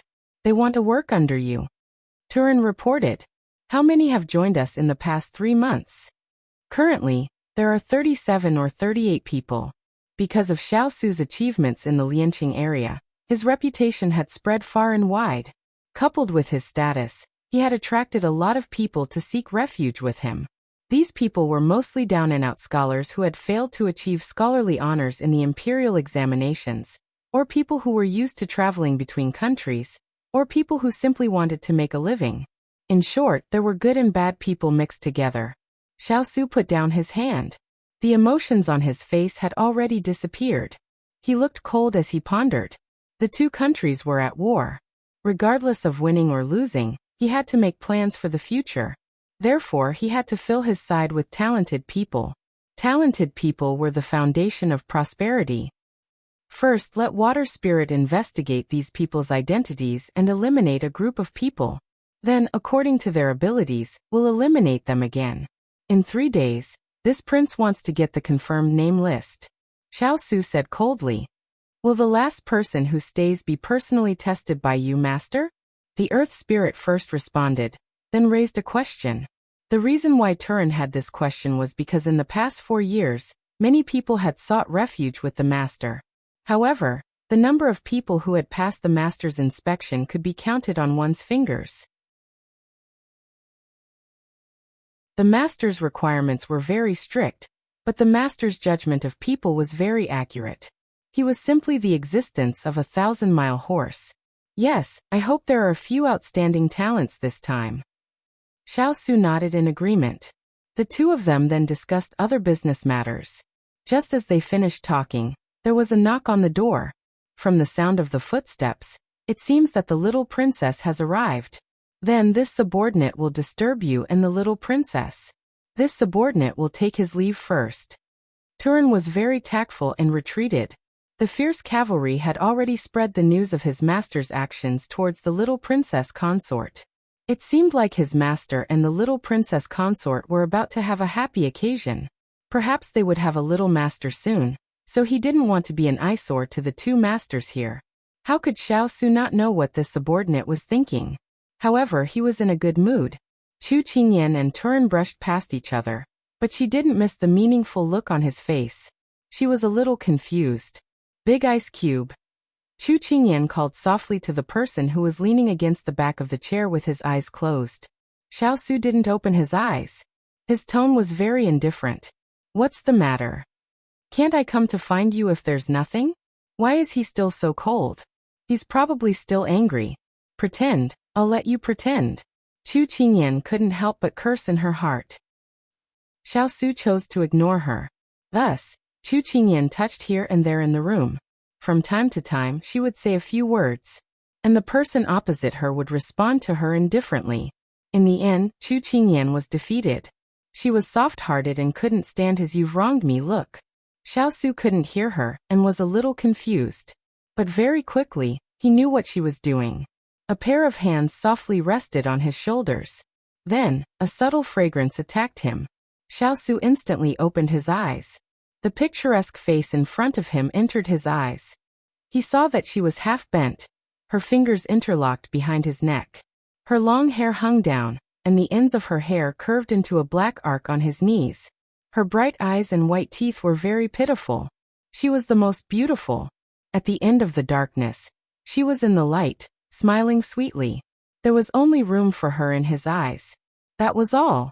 While Xiao was in a daze, Chu Qingyan asked a little apprehensively, "Big Ice Cube, are you still angry?" Her clear voice called back his soul. He found his voice again. Angry? Why? She gave him a way out, but the Big Ice Cube asked her back. Moreover, his attitude was so cold that she couldn't stand it. She no longer cared about his manly dignity and glared at him. "Don't tell me you're not jealous of Xiao Ran?" Black hair, red clothes, red lips, white teeth, and angry eyes. Xiao's heart skipped a beat. He quickly reached out and grabbed the hand that she was about to retract. Then he pulled it towards himself. Chu Qingyan didn't expect him to catch her off guard. She lost her balance and sat on his lap. In order to prevent herself from falling, she couldn't help but hug him. She raised her head and wanted to blame him, but met with those thin lips that were waiting for her. When the two softness touched, the two of them felt a ripple in their hearts. A faint light gathered in his eyes, but it quickly scattered into the depths of his eyes and darkened bit by bit. He went straight in and sucked on her tongue, not allowing her to retreat. It was as if he was venting. When lovers communicated with each other, other than the contact of their eyes and the connection of their hearts, it was more about the touch of their bodies. That was the simplest and most direct way to convey their emotions. Yes, I'm jealous. I don't like it when someone affects your emotions in a way that I don't know. But I'm mostly blaming myself. I know that you don't like him, but I still take my anger out on you. Perhaps this is what it means to fall deeper and deeper into one's own hands. When feelings are strong, even the sun, moon, and stars will be an eyesore to you. Their lips and teeth were locked in a battle. It was only a moment, but the strong feelings of love and sweetness were already stirred up. Her lips and tongue were numb from his bite, and she mistakenly thought that he was going to swallow her. But in the end he stopped his attack and wrapped around her. The warmth and tenderness made her a little confused. She could faintly feel his thoughts and couldn't help but relax her body and lean against him. Sensing her obedience, Xiao didn't hesitate to enjoy the beauty's tacit consent. Although he had already done it, so what? The stars had already stood firm in the night sky, generously releasing their light. The moonlight poured into the courtyard, and the tall trees blocked the light. The light fell through the dense foliage. The light and shadow fell on the two people tightly hugging each other, creating an indescribable charm.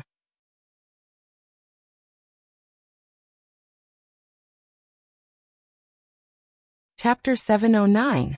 Inside the door, the spring breeze was moving. Outside the door, the wind blew and the leaves rustled. Xining walked into the yard with the kitchen staff.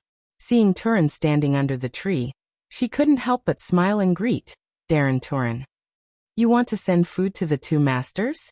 Turin turned and smiled. "Yes, Mistress said that she was going to eat with His Highness tonight. I just asked the kitchen and His Highness hasn't eaten yet." Xining answered both questions and answers. They had seen Xining's growth in the past few years. She had been an unremarkable little girl in the King of England's Fu. After following the young Wang Fei, she had lost her immaturity and naivety. She knew how to act appropriately and smoothly. Now, she was a capable woman who could manage the affairs of a Fu.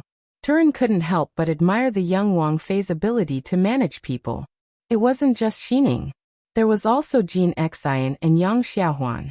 They had all slowly turned into butterflies under the young Wang Fei's hands. "Then Xining will send the food to His Highness's room now." Xining curtsied and prepared to walk forward. Turin spoke to stop her. "Right now, it might not be convenient for the two masters. Why don't you have someone go down and heat up the food before sending it up?" Xining was puzzled, but when she recalled how hurried her mistress had been when she left, she immediately nodded, and then ordered people to return to the kitchen. Separated by a door, the two of them separated while panting. Chu Qingyan was weakly nestled in his arms as she gasped for air. All the air in her lungs had been squeezed out by him. At this time, she was like a fish that hadn't been in water for a long time, and was extremely thirsty. Xiao Su leaned back in the chair and gently stroked her hair, his expression extremely languid. His face, which was usually as white as porcelain, was stained with a faint blush after the lingering passion just now. His lips were faintly stained with water, and his eyes, which had always been tense, relaxed. The faint light outside the window fell into his eyes, swaying with the wind, and a gentle and warm color floated away. She inadvertently raised her head and saw this scene. If it was so beautiful, it would incur the wrath of both men and gods. Because of her shyness, she had never looked at him as boldly as she did now. It turned out that after being intimate with him, he was actually so stunning. She suddenly had the thought of monopolizing this beautiful scenery, not allowing others to peep at it. But just as she thought of it, she was shocked by her own tyranny. When did she become such a selfish person? But soon she gave herself an answer. Liking someone was selfish. No matter if it was a person's frown or smile, or whether it was happiness, anger, sorrow, or joy, or whether it was now or in the future, she only wanted him to be with her. Perhaps it was at this moment that she finally understood why Big Ice Cube was unhappy when he saw Xiao Rant's letter. This was probably how she felt at the moment. Just as she was about to say something, someone else spoke first. I don't know about jealousy, but I know that when I saw the letter, I felt a surge of jealousy in my heart. His voice was a little deep and hoarse, but when it sounded in her ears, it inadvertently carried a faint seduction. But before she could taste his voice, Chu Qingyan was shocked. It wasn't because he was jealous, but because he was so calm with her. In the past, I had never experienced the 7 emotions and 6 desires, but now I've experienced them all because of you. Ian, what should I do with you in the future? He sighed helplessly, but there was a kind of willing relief. To be able to fall into someone's hands, it was better than drifting alone in the empty world. He had accepted his fate. He had accepted his fate because of a person. Then he would gladly endure it, be happy for her, be angry for her, be sad for her, be happy for her, be sad for her, be happy for her, be pitiful for her, be loved by her. Happiness, anger, sorrow, joy, pity, love. These words were like surging waves that fiercely hit her heart. If it was someone else who had said these words to her, perhaps she wouldn't have such a strong emotional fluctuation. Because the person who had said this was Xiao Su. He was a person who treated his enemies like winter, and had never been soft-hearted to himself. Now he was willing to open his heart, and lay out his weakest side in front of her. How could she not be moved? This kind of heaven's favored son, a person who had climbed through the fire, a person who had never compromised in his life, was deeply in love with her. How could she not be moved? To have Xiao Su's heart was her fortune of 3 lifetimes. At this moment, she had the idea of being with him for the rest of her life. To share life and death. To share sorrow and joy. At this time, words were already useless. Only actions could express her feelings. She once again placed her hand on his chest and sincerely offered herself. Their entangled lips still had each other's breath, but now it was impossible to tell who was who. Xiao Su was a little surprised by her initiative, but there was nothing more moving than her slightly trembling eyebrows. He leaned over and deepened the kiss. It was less passionate than before, but more gentle. This was the person he cherished in the palm of his hand. When the dishes were placed on the table, Xining saw the strange red on her master's cheeks. She was a little confused, but under His Highness's orders, she obediently led the servants away and closed the door. Xiao Su picked up his chopsticks and smiled at the person beside him. They've already left. If you bury them, are you prepared to be an ostrich? At this time, Chu Qingyan was about to bury her head in the bowl. The scene from before flashed in front of her eyes. She was a little regretful. Why did she take the initiative? Where was her shame? Where was her shame? She wanted to cry but had no tears. Also, the big ice cube had mercilessly exposed her. It really made her angry. Didn't he know that girls were easily embarrassed? But she knew what kind of person the big ice cube was. She took a deep breath and then raised her head to eat. After being tossed around for so long, She had no energy and her stomach was growling. Cough, cough. When the big ice cube heard her stomach growl, he couldn't help but laugh. Only then did he stop the two of them from becoming more and more passionate. Her face unconsciously turned red again. She coughed lightly to cover it up. When she was eating, there was an extra piece of sweet and sour pork in her bowl. She blinked and looked at him. Eat more meat to nourish yourself. When I carried you just now, you were too light. Xiao Su remembered that when he held her just now, she wasn't even enough for him to carry with one hand. Although the little fellow's meat was very comfortable to pinch, he still felt that it was a mistake to put on some weight. Cough, cough. Chu Qingyan choked on her food when she heard his words. Xiao Su didn't have the slightest awareness that he was the one who caused it. He freed a hand and patted her back. Did I say something wrong? Eat more, it'll feel better. When he finished speaking, Chu Qingyan coughed even harder. After the incident with Xiao Ran, the big ice cube didn't mention it again. Chu Qingyan was very puzzled. In the end, she couldn't help but ask. She only heard Xiao Su's answer. Back then, I couldn't control my emotions because you were being targeted. Later, I thought about it. My iron is good enough. How can I stop others from admiring you? So to me the most important thing is that as long as you are by my side, so what if other people are in the limelight?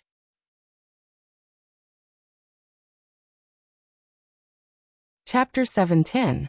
When she woke up in the morning, Chu Qingyan refused to get up from the warm quilt. Recalling how the two of them treated each other so honestly yesterday, her face flushed again, and she couldn't help but roll around on the bed with the quilt. Suddenly, she bumped into something soft, and her lost sharpness instantly returned to her. Chu Qingyan jumped up, only to find out what that soft lump was.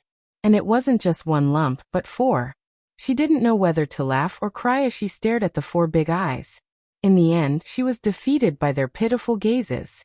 Half sitting on the bed, she stretched out her hand and smiled. Come here, all of you. So the three little ones jumped over happily, while Little Trouble pretended to be reserved and walked over elegantly.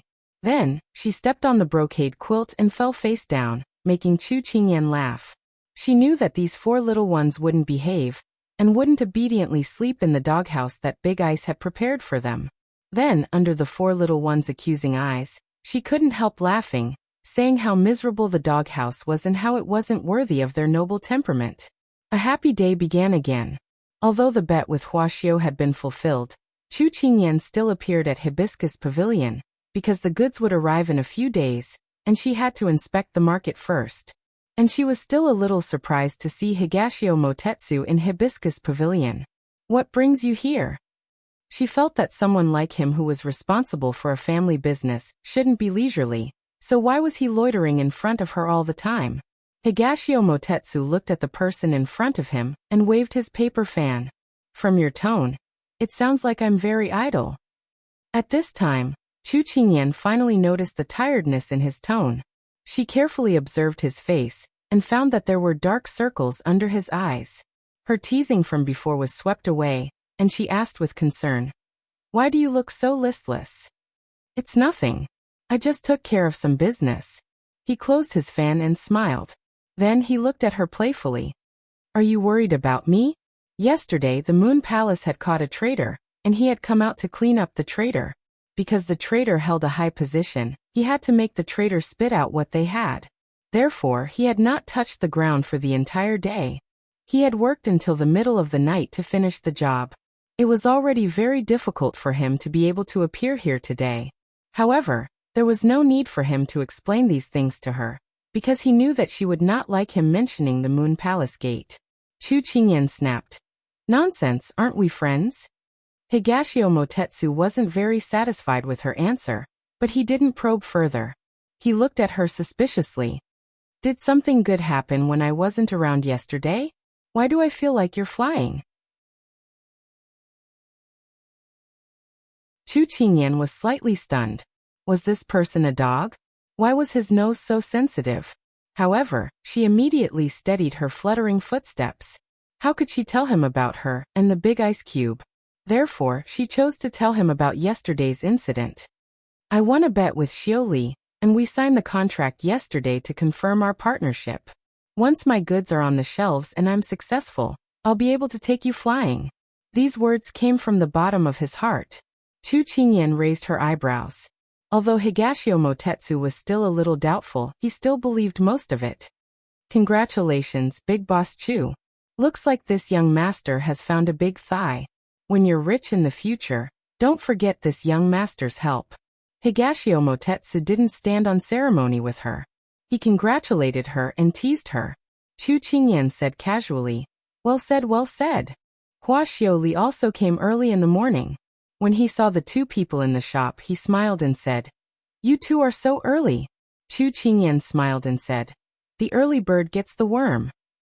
Higashio Motetsu continued, but the early worm gets eaten by the bird. Chu Qingyan glared at him. It's so early in the morning and you're opposing me. I wouldn't dare, I wouldn't dare. Higashio Motetsu didn't sincerely beg for mercy. Chu Qingyan didn't bicker with him.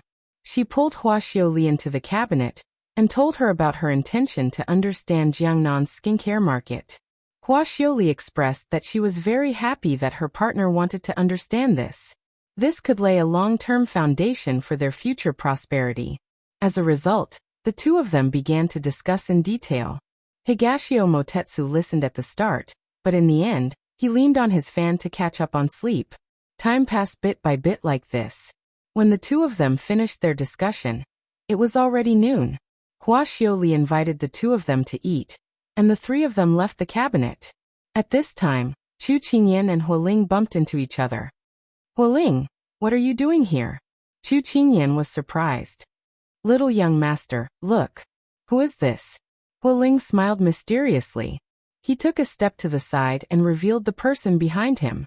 Chu Qingyan was a bit puzzled when she heard this, but when she saw the person behind him exposed in front of her, she couldn't help but be stunned.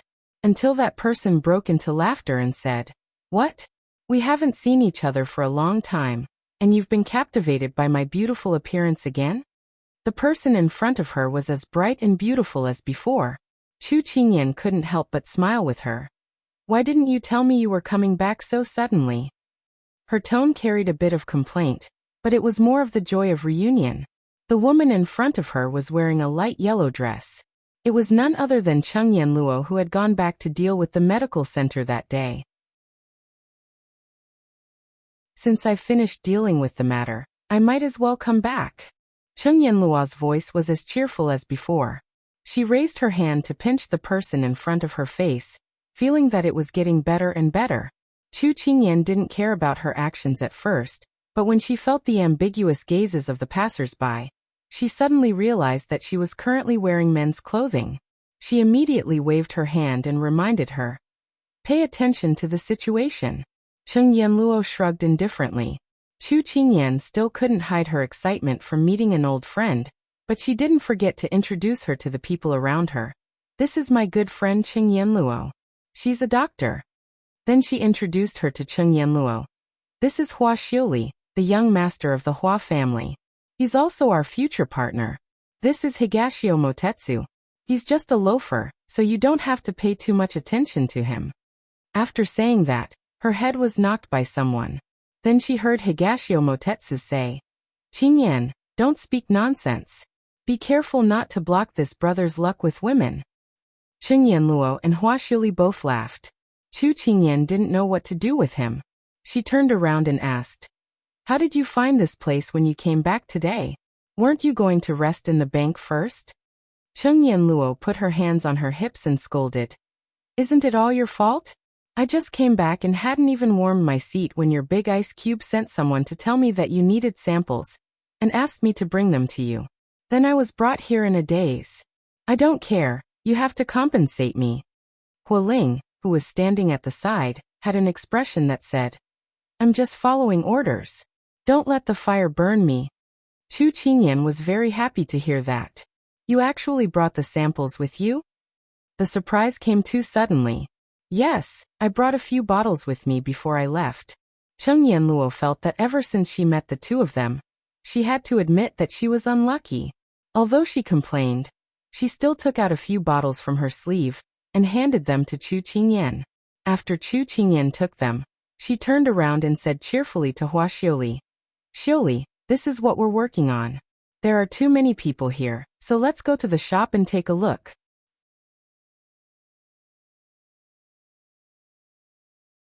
Chapter 7:11. Chu Qingyan didn't expect that she would be able to see the goods that would take more than 10 days to arrive today. The group of people entered the cabinet again. Although my employees aren't very capable, their character can still be trusted. Seeing Chu Qingyan looking around warily, Xiao immediately understood her concerns and said generously, "Let's go." Chu Qingyan smiled when she heard that. She really spared no effort to belittle her servants. She had seen the abilities of the employees of Hibiscus Pavilion in the past 2 days, and they were pretty good. However, she knew that Xiao wanted to reassure her. She nodded and took out a few small bottles. This is Xuexin lipstick. Actually, rather than bottles, it was more like 2 small bamboo tubes. Yes, this was the lipstick that Chu Qingyan took out at the Lawn Manor trade back then. Because Xiao already knew about Xuexin lipstick, Chu Qingyan explained, Xuexin lipstick can moisturize the lips and maintain their luster. It can fight against dry weather. For example, during autumn and winter, it can be used to protect our lips. Although it's spring now, having a sparkling and moist lips is a requirement that every woman wants to achieve. What about Xuexin lipstick? Although she had heard of it before, when Xiao saw the small white pillar that gradually revealed the cream, she felt the blood in her body boil. Xuexin lipstick is used to moisturize the lipstick. It's equivalent to the rouge that women use now to make their lips red. However, rouge tends to fade easily. If you put on Xuexin lipstick and Xuexin lipstick, it won't fade easily even when you eat or drink tea. Most rouge is scarlet and the color is very monotonous. But Xuexin lipstick is different. It can be red, orange, yellow, green, blue, and various colors. Of course, very few people use yellow, green, blue, but there are many types of red and pink. For example, peach, crimson, dark red, crimson, vermilion, purplish red, pink, and so on. As long as there are colors in the world, there's no need to worry that they can't be mixed. Moreover, these colors are mixed with flowers and plants. They are natural and non-irritating, so there's no need to worry about whether they will cause harm to the human body. When Chu Qingyan said these, there was a confident smile on her face, which made Higashio Motetsu at the side look absent-minded. As the saying goes, everyone loves beauty. After listening to Chu Qingyan's introduction, Huaxio's eyes sparkled with red hearts.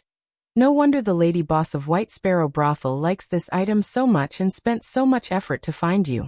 It's really a good item. I can already imagine how big of a sensation it would cause if we put it on the market. She felt like she was looking at money. Chu Qingyan couldn't help but laugh at her words. It was as if she could see the broad road spreading before her eyes. I've already told you that your design will amaze the world with a single brilliant feat. Cheng Yanluo was very happy to hear that. I can already imagine the scene of women in Jiangnan rushing to get their hands on it. Little girl, let me congratulate you in advance for showing off your skills and amazing the world with a single brilliant feat. Higashio Motetsu put away his fan and cupped his hands in greeting with a smile on his face. Chu Qingyan scratched her head, a little embarrassed. This is just a sample. If we want to mass produce it, we'll need to recruit people to buy the materials. This is a big project. If we want to put it on the market, it'll take at least a month or 2. Everyone was pulled back to reality by Chu Qingyan's words. Huaxio was a little disappointed, but she knew that more haste, less speed. She comforted Chu Qingyan by saying, "We don't have to rush. Fine work comes out of slow work. Go back and plan it well. If you need help, just let me know." Chu Qingyan nodded gratefully. It seemed that the partner she had chosen was quite reliable. Just then a servant ran in panting, "Young master, bad news. Young master Biao has caused trouble again." The corner of Huaxio's mouth twitched. What kind of trouble had this guy caused her again? Seeing that Huaxio had family matters to attend to, Chu Qingyan and the others asked her to go back first. "I'm sorry, I'll take my leave first." Huaxio sighed, then cupped her hands and turned to leave with the servant. Seeing that Cheng Yanluo looked exhausted, Chu Qingyan didn't stay any longer. After bidding farewell to Higashio Motetsu, she boarded the carriage with Cheng Yanluo and left. Watching the carriage gradually disappear into the distance, Higashio Motetsu tapped his folding fan against his palm. He didn't leave immediately. Young palace master, you didn't come here for anything. Why don't you stay in your room and rest? You haven't had a good night's sleep for a day or two. Xuanqi Zimo stood behind him and couldn't help but complain, his voice full of worry. Higashio Motetsu retracted his gaze and walked back. Haven't you heard of this saying? Why sleep for so long when you're alive, but sleep forever after you die? Xuanqi Zimo scratched his head. But he didn't say that she didn't need to sleep. Higashio Motetsu didn't pay attention to his conflicted subordinate. His expression was as calm as a spring breeze. The little girl seemed a little different today, but he couldn't pinpoint exactly what was different about her. Thinking back to that night when they were drinking, his eyelids twitched. He didn't know if he had succeeded in misleading her, but he felt uncomfortable whenever he thought about how the little girl would end up with Xiao Su in the end. However, he didn't forget the little girl's identity. Was she the consort of the King of England? His gaze turned cold. At that moment, Chu Qingyan and Cheng Yanluo were already on their way back. Tell me honestly, how did you manage to hook up with those two handsome men while I was away? Aren't you afraid that your family's vinegar jar will turn on you? Cheng Yanluo's tiredness was swept away. She was half lying on the carriage as she interrogated her. Chu Qingyan couldn't help but laugh. What are you talking about? Don't falsely accuse me. Am I wrong? Cheng Yanluo didn't believe her. Chu Qingyan shook her head. It's not a man in a flowery sleeve. A man dressed as a woman. Cheng Yanluo was surprised. After receiving Chu Qingyan's affirmation, she said in disbelief, he's already outstanding enough when he's dressed as a man. If he's dressed as a woman, wouldn't he be even more stunning? At this point, Cheng Yanluo rolled her eyes. No wonder that Higashio Motetsu's looks are so devilishly handsome. I've been suspecting that he's a woman for a long time. Chu Qingyan burst out laughing. It's a woman in a flowery sleeve, but Higashio Motetsu is a man through and through. Don't spout nonsense. If he hears you, you'll be in serious trouble. He's a vengeful person. It was undeniable that Higashio Motetsu was more attractive than a woman. When they first met, she really thought that he was a woman. Cheng Yanluo shook her head and sighed. Comparisons are odious. Chu Qingyan couldn't help retorting. You make it sound like you're worthless. Cheng Yanluo glanced at her. I haven't settled the score with you yet. To tell you the truth, I originally wanted to take a good rest after dealing with the medical center, but that man of yours summoned me here. I thought something had happened to you, but it turns out it's because of your business. Tell me honestly, how far have you progressed with your man?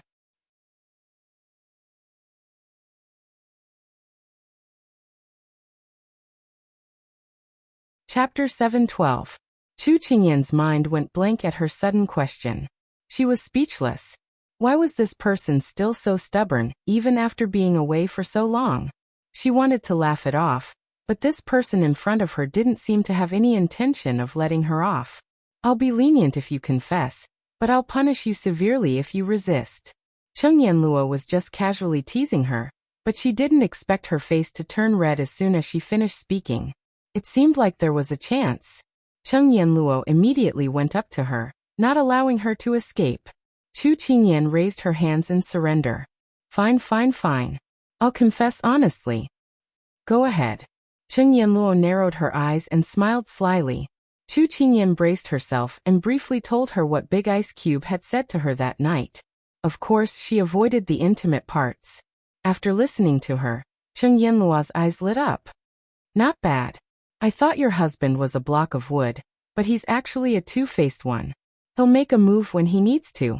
You're going to be of marriageable age soon, so he should be anxious. Chu Qingyan's face turned even redder. She gave Cheng Yanluo a little push and said, What nonsense are you spouting? I'm not spouting nonsense.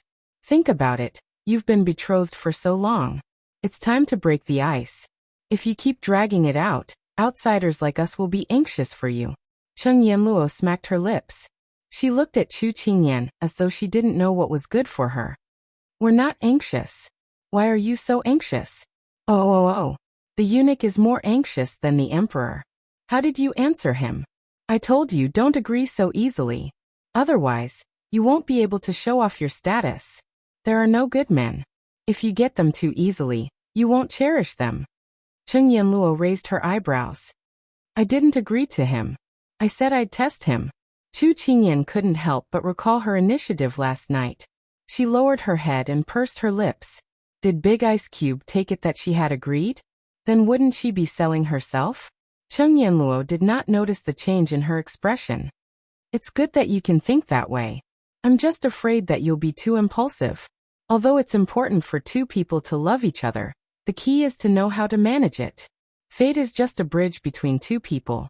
In the future, the most important thing in life is firewood, oil, salt, soy sauce, vinegar, and tea. If you're brainless and only think about romance, you'll probably starve to death. Chu Qingyan blinked in admiration as she listened to Cheng Yanluo's lecture. However, she refused to admit it. We haven't reached that stage yet. You're digressing. What do you mean far? You're the one who said that dating without the purpose of marriage is a hooligan. Don't tell me that you want to be a hooligan. I didn't expect you to have this kind of character. Today, you've exposed yourself. Cheng Yanluo deliberately twisted her words and made her blush. Then she held her stomach and burst into laughter. Little girl, I've been rushing here for so many days thanks to your Big Ice Cube. If I don't get some interest back today, how can I live up to her nickname of Little Yama? Chu Qingyan rolled her eyes. You only know how to talk about me. What about yourself? Don't tell me that you've already gotten married with Ethereal? Is that why you're here to teach me? Quick, tell me about your journey. As Chu Qingyan spoke, her gaze locked onto Gu Ruoyan, not missing any reaction from her. She had always been concerned about Yan Luo and Kongling's relationship. The two of them had been tormenting each other for at least 10 years. Why hadn't they reconciled yet? This was really making the onlookers anxious. It was rare for Big Ice Cube to send Ethereal to chase after her. She guessed that many things must have happened along the way. If not for the fact that Ethereal was not in front of her, she would not be so anxious to ask her. As expected, Cheng Yanluo's expression changed the moment she opened her mouth. What are you talking about? Cheng Yanluo looked away and narrowed her eyes. Her tone was indifferent as she said, He's him and I'm me. No matter how much time has passed, we can't become two of us. Her tone was so indifferent. Chu Qingyan rubbed her nose. It seemed that Ethereal's pursuit of his wife had failed again. All right, go ahead and do whatever you want. Life doesn't last 100 years. Let's see how many decades you have left. Chu Qingyan snorted. Cheng Yanluo stiffened and didn't say anything. The two of them were silent for a moment. Cheng Yanluo took the initiative to break the heavy atmosphere. By the way, you've reached an agreement with the Hua family. What about our goods? We'll need a lot of manpower and resources. We don't have that much money on hand. Upon hearing this, Chu Qingyan's expression turned serious. I've also considered this problem. Most of our raw materials are extracted from flowers and plants. That's why the land in Lian City is wide and fertile. We didn't plant much before, but it's enough for the first production. Our top priority now is to recruit workers and teach them how to extract the ingredients. I've saved some money. If it's not enough, we can borrow some from our sleeves and use it to make up for the profits when the time comes. Cheng Yanluo nodded as she listened. Although the little girl's words were clear and logical, she couldn't help but laugh in the end. After saying so much, aren't you going to ask your man for help? I believe that as long as you ask, there's nothing he can't do. Don't think that Big Ice Cube is all talk and no action. He'll feel pressured. Besides, we're not really together yet. If we rely on him so early, people will laugh at us. Chu Qingyan couldn't help but retort. Oh, you're already in love. I think it's not that you don't want to rely on him, but that you don't want to be the weaker party in this relationship. You want to rely on your own efforts to produce results for him to see. Cheng Yanluo sneered. Chu Qingyan snorted and didn't deny it. It's one thing to like someone, but one must also be independent. Only then can we support each other. One day, when one party falls, there's still the other party to rely on. Only then can we live a long life. Cheng Yanluo couldn't help but nod. You're very self-aware. It seems that you're ready to be the King of England's concubine. Also, you admitted that you like Xiao Su. You can't deny it. I heard it. Don't be shy. Chu Qingyan cursed inwardly. She had accidentally blurted out her inner thoughts. You can pretend that you didn't hear it, she said stubbornly. Big Ice Cube hadn't even heard her admit that she liked him, but Cheng Yanluo had heard it. What a pity. The car had already arrived at the entrance of the bank. Cheng Yanluo patted her shoulder and said, although what you said makes sense, sometimes men also hope that their women can show them a softer side. After all, men are all male chauvinistic. After saying that, Cheng Yanluo jumped out of the car, leaving Chu Qingyan alone in the car to mull over it. After taking a few steps, Cheng Yanluo couldn't help but stop. Looking at the gorgeous sunlight on the horizon, there was a trace of confusion in her eyes. How many decades did she have to squander in her life? She had known him for more than 10 years. Every memory that she could recall had a shadow of him. She smiled, leaving traces of a fallen leaf in the wind.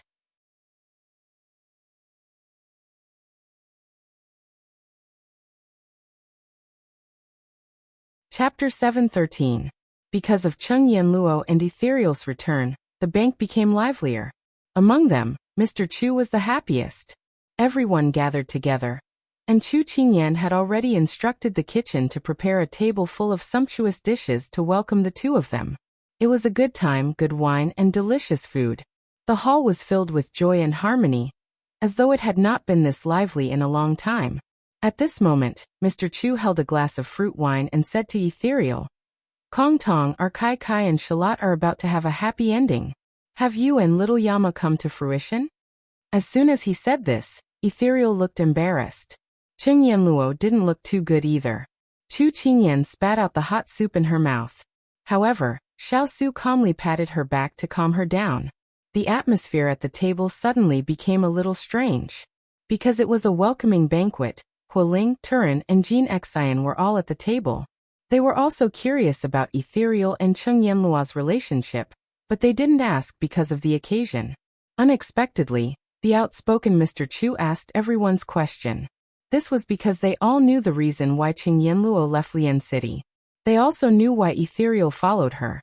However, today's outcome didn't seem to be satisfactory. Thus, everyone lowered their heads and ate quietly. In fact, they were all listening attentively to their surroundings, not wanting to miss anything. Mr. Chu didn't seem to notice the strange atmosphere. He was still staring at Ethereal like a stubborn child who couldn't get his hands on candy. At this moment, Ethereal was holding the wine glass tightly in her hand. Her expression couldn't be seen clearly with her lowered eyes. Chu Qingyan saw that the situation wasn't good. Just as she was about to say something to resolve the situation, the sound of a chair sliding across the floor was heard. Everyone's attention was drawn to Cheng Yanluo, who suddenly stood up. I'm full. I'll take my leave first. You guys continue. With that, Cheng Yanluo turned and left. Her expression was calm, and no one could tell what she was thinking. After Cheng Yanluo left, everyone looked at each other in confusion. Ethereal, what's going on between you and Miss Yanluo? It's been so long, but why is it still the same? There's no progress at all. Hualing couldn't help but ask. Ethereal drank a glass of wine, his face paling. Don't ask. That's all. As soon as she finished speaking, Mr. Chu slapped Ethereal hard across the face. Ethereal was so shocked that she didn't even have the time to react. Mr. Chu had already turned his wrist. He must have hit her hard. Blowing on his palm, he said resentfully, no ambition, no perseverance, no ability, no charm. Ethereal gulped down a few mouthfuls of wine after hearing Chu Machen's scolding. He admitted that Chu Machen was scolding him, but he hated himself for being powerless. When Chu Qingyan saw the dejected look on Ethereal's face, she couldn't help but reprimand her father, telling him to stop pressuring Ethereal. It was only then that Chu Qingyan's father hugged the wine pot and angrily drank from it, indicating that he didn't want to bother with Ethereal anymore. The welcoming banquet didn't go as planned. When Ethereal stepped into the courtyard, he heard someone calling out to him from behind. When he turned around, The dejected look on his face had already disappeared. He bowed respectfully and greeted, "Young master." Chu Qingyan strolled in front of him and sized him up. She suddenly realized that the elegant and graceful young master she had met for the first time at the King of England's residence was now a little bleak, and not as high-spirited as he had been back then. Chu Qingyan couldn't help but feel that love could not only rejuvenate a person's spirit, but it could also make a person depressed. It was both a poison and an antidote. Chu Qingyan suddenly missed Ethereal, who couldn't stand her appearance, but had no choice but to obey his master's orders to save her. "Do you have time to chat?" Chu Qingyan invited. Ethereal could roughly guess her intentions. He hesitated for a moment before nodding. "Sure." Chu Qingyan stood under the parasol tree in the courtyard. She turned around and looked at him with a serious expression. "Ethereal, how long have you known Yin Luo?" Ethereal was silent for a moment before he answered, 14 years. "That's so long." Chu Qingyan suddenly sighed.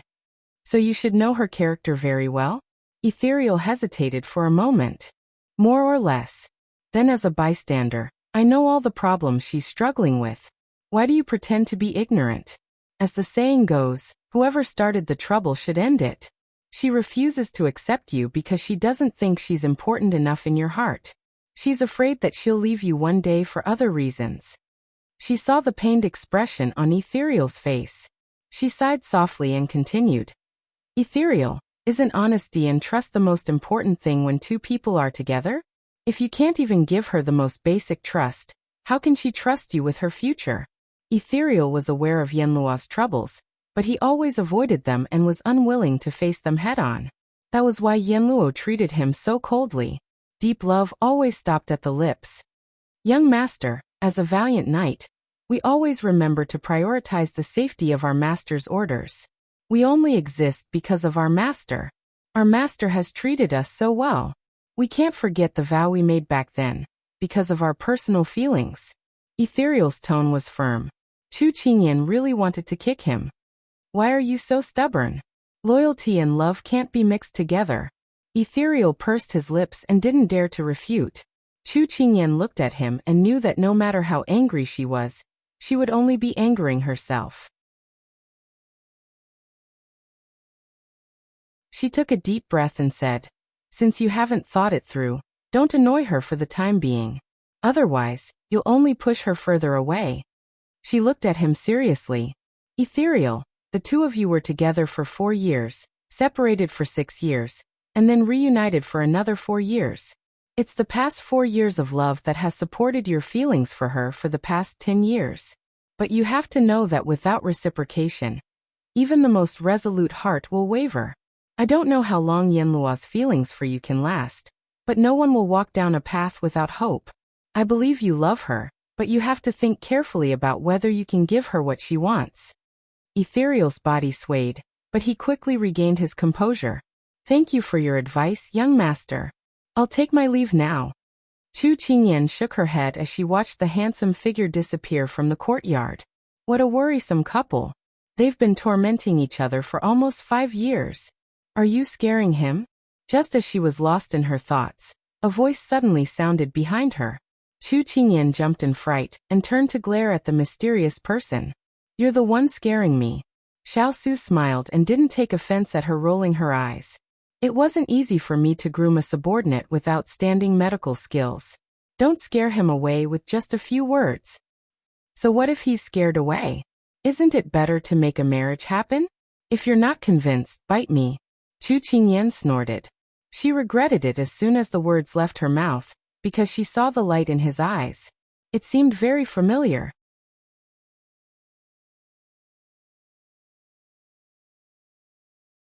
Chapter 7:14.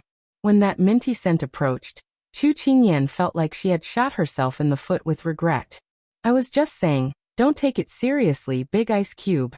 She forgot that she was standing under a tree. She hugged her head and took a step back, her back touching the tree trunk. No matter what, this location was really too convenient for doing bad things. Xiao Su just wanted to tease her just now, so that she wouldn't speak so carelessly. But when he saw her anxious face and bright red lips, his heart was moved. He reached out to support himself on both sides of her. His wide sleeves hung down, perfectly covering the person inside. The two of them were only separated by 2 layers of clothes. The spring clothes were cold and thin, and their chests were pressed against each other. 2 young hearts were beating quickly, and they could feel each other's heartbeats. Chu Qingyan pursed her lips. She couldn't understand how the two of them became like this in the blink of an eye. She wanted to reach out to push him away, but her actions couldn't keep up with her thoughts. Thus, she was at a loss on the spot. He lowered his head and saw her panic. His lips lifted into a smile. "I'm a person who likes to be serious." Chu Qingyan was stunned. Her hands had just rested on his chest, but before she could use any strength, she felt a warmth on her lips. She immediately froze, not knowing where to place her hands. And this action gave people a feeling of wanting to reject, but welcoming. Xiao held her in his arms and took over her territory. It's daytime. She didn't know what to do after being bitten by him, but she was more worried about their situation. It was still okay in the room, but it was daytime in the courtyard. If someone saw them, she would have the heart to dig 3 feet into the ground. Wait, why did he say it was okay in the room? Was she bewitched by his beauty? Woo-woo, she was also depraved. While taking a breath, Xiao lightly exhaled. "No one dares to look." After saying that, he lowered his head and sucked on her mouth, continuing what they were doing. Chu Qingyan's heart was like 10,000 horses galloping past. No one dares to look, which meant that what they were doing here would be known, but they didn't have the guts to stay and watch. Her reputation. As she thought of this, he pinched her waist. "Don't get distracted." His hand was no longer as cold as before. It was warm as it landed on her waist. Her thin clothes couldn't stop the heat from invading her body. She could feel the heat spreading from her waist where he was holding, and it quickly spread to the rest of her body. She could already guess that her face was about to be cooked. Time passed bit by bit, and the sunlight danced on their clothes. One black and one red, the deepest darkness and the strongest brilliance. They were like the 2 most extreme sides of the world. Everyone thought that they were on opposite sides of the world, but they didn't know that when the 2 met, it would be the most dazzling sparks in the world. Spring was the time when all living things woke up. The trees sprouted, and the leaves of the parasol trees were dense and lush. The warm sunlight passed through the dense gaps and landed on the 2 people's clothes. The 2 of them were already peerless beauties that were hard to find in the mortal world. Looking from afar, the jumping spots of light were indistinct, as if they were a pair of celestial lovers under the celestial mountains of the 9 heavens. They didn't know how much time had passed by the time they left. Chu Qingyan leaned weakly on his chest. Her fingers grasped the front of his clothes, and she allowed his heavy breath to blow on her neck. "Big ice cube." After a moment, she took the initiative to speak. His response was languid and satisfied. "Are ethereal and Yanluo stupid?" Xiao was a little unhappy to hear the little fellow mention other people in their intimate space, but he still replied, "We're not them. We won't understand their thoughts. You're not a fish. How can you know the happiness of a fish?" She felt that Big Ice Cube's words made sense, so she nodded. To prevent her from mentioning other people, Xiao's nose rubbed against the soft flesh behind her ear. He asked casually, "Are you planning to plant materials in Lian City?" Chu Qingyan was shocked. How did Big Ice Cube know? Previously, when she was fiddling with these things in Lian City, Big Ice Cube was busy with the matters of the fief. He didn't have time to care about her at all. She didn't deny it. The soil in Lian City is suitable for planting, and the area is vast. Plus, I'm familiar with the place, so I'm relieved. Xiao was silent for a while. Even Chu Qingyan didn't know what he was thinking. Suddenly, she felt a sharp pain on her neck, followed by a warm breath on her head. She widened her eyes. Why did Big Ice Cube bite her for no reason? "Are you not going to ask me for help?" Xiao used his fingertips to rub the bite mark he had left behind. His mood was inexplicably good when he left his mark on her tender skin. Chu Qingyan was still in the shadow of being bitten on the neck. She hadn't recovered from her shock. Ask for help. You want to do what you like, whether it's doing business or making friends. But if you need help, I don't want you to shut me out. Xiao used a little strength in his arms and pulled her into his embrace. Chu Qingyan finally understood what he was referring to. Although her original intention was to be independent, and she did not want to rely on his strength, she still felt a little guilty after being poked at by the big ice cube. I'm not shutting you out. I just don't want to leave you and not be able to do anything well. I don't want to be looked down upon and said that I can only succeed by relying on you. Who dares to say that? The threat was obvious. Chu Qingyan blushed with shame. That's not the point. The point is that I want to be independent and make a career for myself. I want to prove myself. You can also prove yourself by using my power. There's no conflict. Xiao couldn't understand her thoughts. She had a headache. She felt that she couldn't communicate with Big Ice Cube. Sensing the hesitation of the person in his arms, Xiao was silent for a moment. Then he said, if you really want to be independent, it's not impossible. Chu Qingyan's eyes lit up. She continued to listen to him. If you're short on money, you can ask Jinling for it. Consider it as me joining you. If you earn money, I'll get a share. If you lose money, it's my bad taste. Before she could say anything, Xiao continued. The forging in Fuli mountain range no longer requires Wood Spirit's attention. I'll give him to you and let him help you cultivate your herb garden. You need manpower now, but it's not easy to recruit people in a short period of time. Training and eliminating people will take a lot of time and energy. He has a large group of ready-made people under him.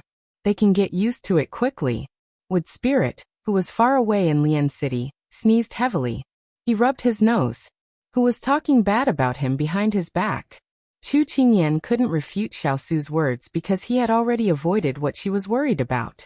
He had expressed very clearly that he was lending her manpower and resources.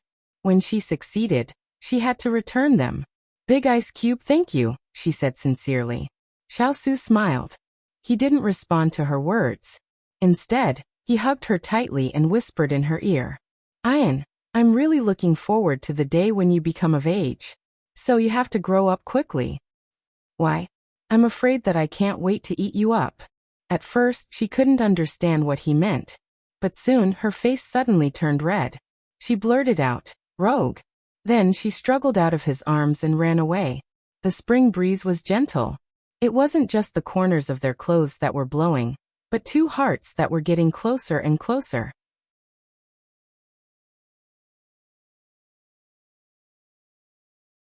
Chapter 7:15. When she returned to her room, Chu Qingyan covered her red face and leaned against the door. She couldn't help but laugh when she recalled what Big Ice Cube had said under the tree. Big Ice Cube's advice was like a knife on a knife's edge. While she was still worrying about the lack of manpower, Big Ice Cube had already pushed Mu Ling and the others in front of her. It was as if someone had handed her a pillow when she was sleepy. Mu Ling and the others were top-notch experts who had been carefully trained by Big Ice Cube. If she could get their help, it would be like adding wings to a tiger. Big Ice Cube had also considered her financial problems and was willing to lend her as much as she wanted. In the past, Big Ice Cube would have asked her to take as much as she wanted. But now Big Ice Cube was considerate of her feelings and respected her wishes. This made Chu Qingyan very moved. She had seen Big Ice Cube's feelings for her in the past few years. Then I'll reluctantly accept your kindness. I won't hold a grudge against you for biting me just now. She muttered to herself. Little did she know that this scene fell into the eyes of Little Annoyance and the others. They looked at their master in horror. What was their master doing? Chu Qingyan had just regained her senses when she met the eyes of one adult and 3 children. She immediately retracted the expression on her face, feeling as though her thoughts had been seen through. She coughed softly and turned to open the door. I'm going to take a look at Little Hai. Little Annoyance and the others looked at their masters back in confusion, then lowered their heads and went back to sleep. The weather was so good that it was suitable for sleeping. What a beautiful spring day. The Gerfalcon's room wasn't far. It was just next door. When Chu Qingyan stepped in, Xining happened to be changing the water. Master! Xining called out, then put the basin in front of the Gerfalcon. Although the Gerfalcon had an entire room to itself, Chu Qingyan had ordered people to build a portable wooden hut for it to fit the environment it used to live in. She had even placed a lot of dry straw in the hut, and the gerfalcon was currently lying inside. At this time, Chu Qingyan had already walked to the wooden house. "Is little Hai awake?" she asked. "He woke up once this morning. Perhaps his injuries were too severe, so he didn't wake up after he fell asleep," Xining replied. Chu Qingyan nodded. He was already very lucky to be able to survive such a serious injury. When she turned around to face the cabin, the gerfalcon flapped its wings and slowly opened its eyes. Chu Qingyan was curious. What kind of existence was this legendary god of 10,000 eagles? Hence, she stared at it without blinking, and their gazes met. One was curious and expectant, while the other was disdainful and indifferent. Chu Qingyan smiled. What an intelligent animal. Even its eyes are filled with killing intent. Xining took a step back in fear. "Mistress, this servant is just scared." Chu Qingyan patted her shoulder. "It's injured, so it won't dare to do anything to you. If it's afraid, let Hualing arrange for someone to take care of it." Xining nodded in relief. After Chu Qingyan finished speaking, she didn't miss the flash of contempt in the gerfalcon's eyes. Stupid human. She couldn't help but find it funny. Xining was still frightened, so she raised her hand to stroke the gerfalcon's snow-white head. She revealed 2 rows of white teeth. "Don't try to hide. You're still injured. Don't think that your threatening eyes will work on this young lady. Let me tell you, this young lady isn't scared." Although her words were arrogant, her actions were gentle. After all, the gerfalcon was still injured. The gerfalcon was angry, but it didn't dare to say anything. Who told it to be under someone else's control? "Be good. Don't think about hurting people. Otherwise I'll stew you. I haven't eaten eagle meat yet, so it must be delicious." Chu Qingyan snorted. Her tone was not polite at all. After being targeted, even if the gerfalcon used to be a tyrant in the sky, it had no choice but to lower its head now. A wise man submits to circumstances, so it understood. Chu Qingyan saw that it was no longer arrogant, so she patted its head as a reward. This gerfalcon knew when to yield and when to stand tall. She liked it. "If you're obedient and don't cause any trouble, I'll have someone hunt a few rabbits for you." Hai Dongqing glanced at her arrogantly, as if to say, "Am I someone who can be bribed by a few rabbits?" Then it closed its eyes again. "You're really stubborn." It clearly wanted the gerfalcon, but it still put on a disdainful expression. Chu Qingyan shook her head. She felt that the gerfalcon had become a spirit. She withdrew her hand and smiled at the gerfalcon as if she was coaxing a child. "I'll come visit you again when I have time." After saying this, she turned around and said a few words to Xining before leaving. The gerfalcon shrunk its neck. "Who wants you to come visit?" Chu Qingyan had already recovered from the intimate interaction between the two of them, so she had something important to do now. She turned around and went to the accounting room. Without needing to be announced, she entered Jinling's personal room. At this time, Jinling wasn't the only one in the room. Yang Xiaohuan was also in the room. The two of them each took one side of the room, and didn't disturb each other as they worked on their abacus. Chu Qingyan couldn't help but take a few more glances at this harmonious scene before speaking. "Jinling, I have something important to discuss with you." Jinling looked up from his account book. He didn't look surprised at all. He stood up and stretched out his hand. "Little lord, please speak. I need a sum of money. The amount is about 50,000 yuan. Is there a problem?" Chu Qingyan saw his reaction, and went straight to the point. "No problem. This subordinate will have someone prepare it right away." Just as Jinling was about to call for someone, Chu Qingyan stopped him. "Wait a moment. Don't rush. Little lord, do you have any other instructions?" Jinling looked at her in confusion. Chu Qingyan picked up the tea and said with a serious expression, "I won't take this money for free. You can charge me the same amount as the interest you charge others. You don't have to give me any special discounts." Jinling was stunned. This was different from what Master had said before. "Just do as I say." Chu Qingyan obviously knew that Big Ice Cube had already told him about this. Her tone was firm. Jinling didn't say anything else. After settling this matter, Chu Qingyan turned to Yang Xiaohuan and said, How's your learning from Jinling? Yang Xiaohuan immediately replied. Jinling University has taught me very well. Xiaohuan feels that I've learned enough. Good. I've told you about the cooperation with the Hua family before. Now I have a task for you. Go to Lian City personally. I'll teach you how to do it in the afternoon. Chu Qingyan felt that it was time for Xiaohuan to be trained. Yes. Yang Xiaohuan didn't expect that master would ask her to do things for her so quickly. Jinling, on the other hand, was a little worried. Little lord, Xiaohuan hasn't been exposed to the world for long. Isn't it too fast? Chu Qingyan looked at Jinling suspiciously. Could it be that this fellow has taken a fancy to my Xiaohuan? Jinling, have you been busy recently? Jinling immediately looked at her warily. Little lord, what's the matter? Since you're worried about Xiaohuan, you can come along too. Chu Qingyan said sinisterly. He could help Xiaohuan by her side.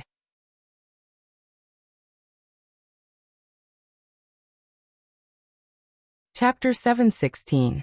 When Chu Qingyan left the accounting room, she felt refreshed and refreshed.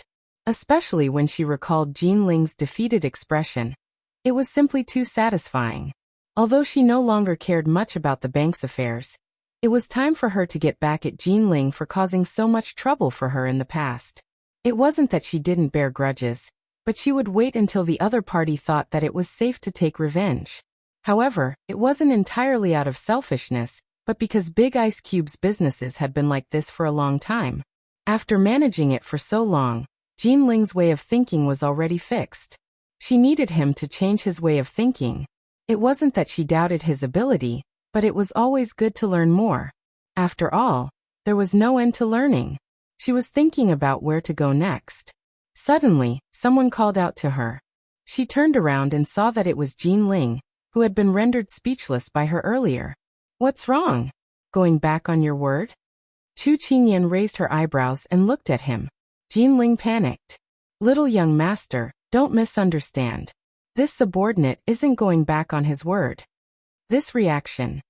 Chu Qingyan was even more certain that there was something fishy going on between him and Xiaohuan. She crossed her arms leisurely and asked calmly, "What's that?" Jinling had already regained his usual composure.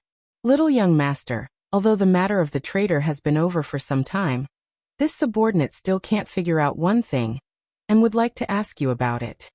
What is it? Chu Qingyan was a little surprised.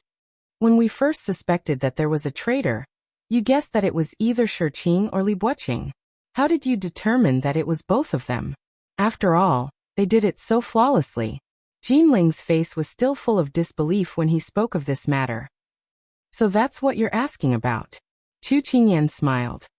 Actually, they did it so flawlessly that it made people suspicious. What do you mean? Jinling was puzzled. Chu Qingyan raised her eyebrows. Do you still remember that the storeroom's lock requires 2 keys to open? Both of them said that they never lost their keys, and the 2 keys in your hands are also safe and sound.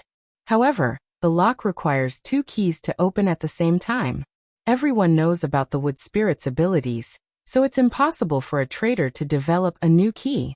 So unless the 2 of them work together, do you know why they're so unscrupulous and don't care about the consequences of being suspected? Chu Qingyan didn't wait for him to answer and answered her own question. That's because they thought they did it flawlessly and fooled everyone. No one would have thought that they would cooperate, because in the eyes of outsiders, they are mortal enemies and don't see eye to eye. Because the blind spot has already been created, they can rest easy. Jinling was enlightened. So that was how it was. Actually, what really made me suspect the 2 of them was the matter of the loan at Linyue restaurant. The 2 of them acted too aloof and didn't care about it at all. Moreover, they didn't tell you about the matter of me accepting bribes in the restaurant, because if they told you, the deal wouldn't go through. Perhaps they didn't take me seriously, but their actions were enough to make people suspicious. If Jinling had taken the initiative to mention this matter, she was afraid that she would have forgotten about it. Therefore, she looked seriously at Jinling, who was deep in thought, and her tone became thought-provoking. Jinling, I know that the reason why you put these 2 people in important positions is because they don't see eye to eye with each other. You want to use this to restrict them and not let one side have the upper hand. But you're too obvious, and it's easy for people to take advantage of it. That's why Shiqing and Li Buqing appear to be at loggerheads on the surface, but secretly work together. Jinling, if you have time, you can think about this saying. Don't doubt the person you use. With that, Chu Qingyan patted him on the shoulder and gave him an encouraging smile, then brushed past him and left. Jinling was shocked by the meaning of her words, and woodenly turned to look at her leaving figure. The young princess was right. On the surface, he seemed to trust his subordinates, but in fact, he had always been on guard against them. That was why when Shiqing and Li Buqing appeared, he thought that he had a way to restrain them. However, he did not expect that it was a trap set by others. If it were not for the young princess, he was afraid that the money house would have suffered more losses. Perhaps, the way he used people was really wrong. Thinking of this, he couldn't help but smile. The people his master chose were really not normal. No wonder the arrogant Hualing and Turan submitted to her. He wasn't someone who didn't listen to advice. It seems that this trip to Lian City will allow me to learn many things. Jinling smiled. Chu Qingyan left the accounting room's courtyard. As she walked, she pondered what to do next. Suddenly, a large black shadow appeared in front of her. She unconsciously raised her head and saw the tall and straight Jiangnan fierce cavalry standing in a neat formation in front of her. What are you doing here?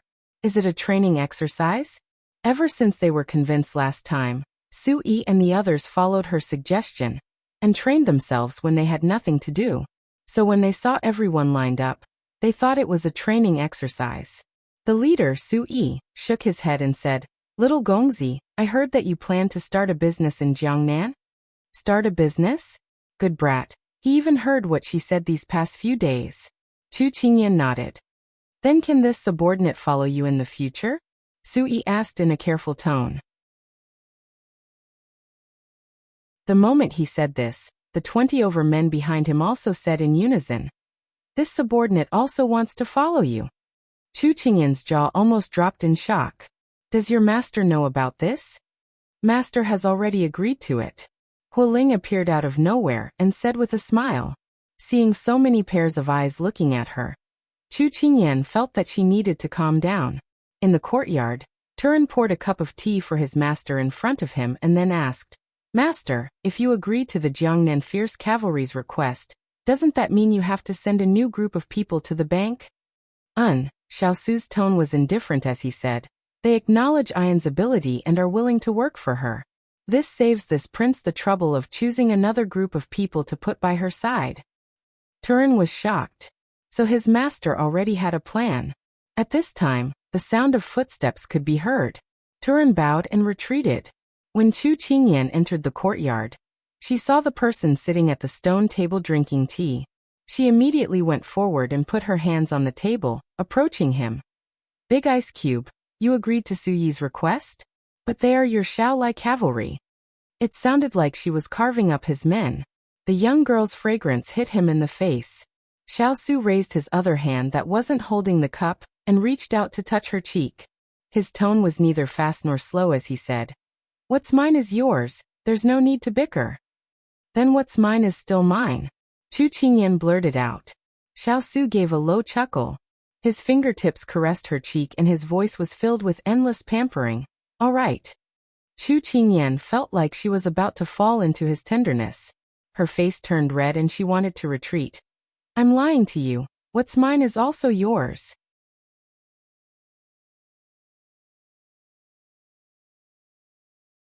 Chapter 7:17. I lied to you.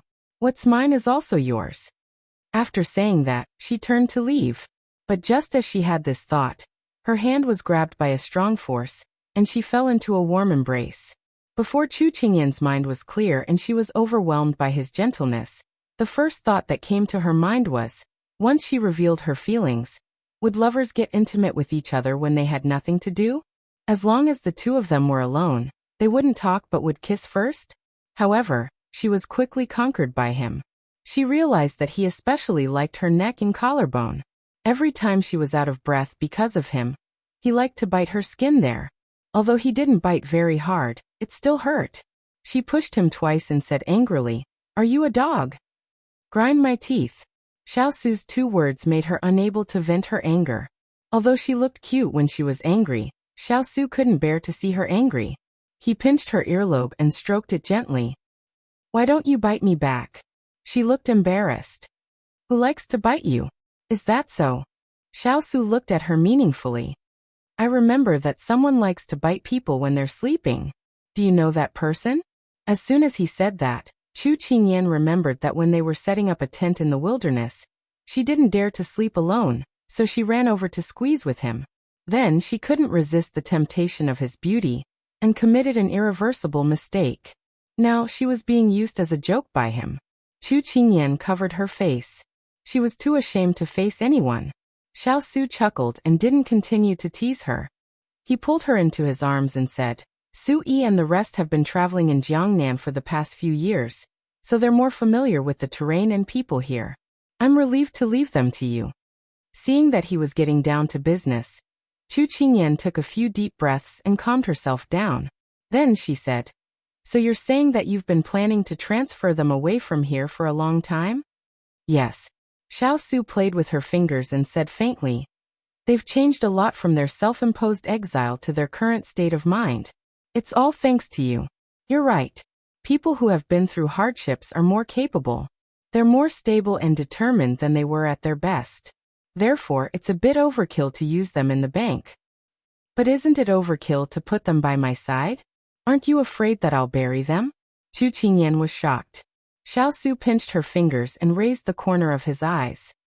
He looked at her with a different gaze. Then, do you know how to do it? I am being serious with you. Chu Qingyan glared at his fingers and said angrily, I'm not joking with you. Xiao Su smiled and held her hand. Then he said leisurely, I believe that you can give them a better future. This sentence ended the conversation between the two of them.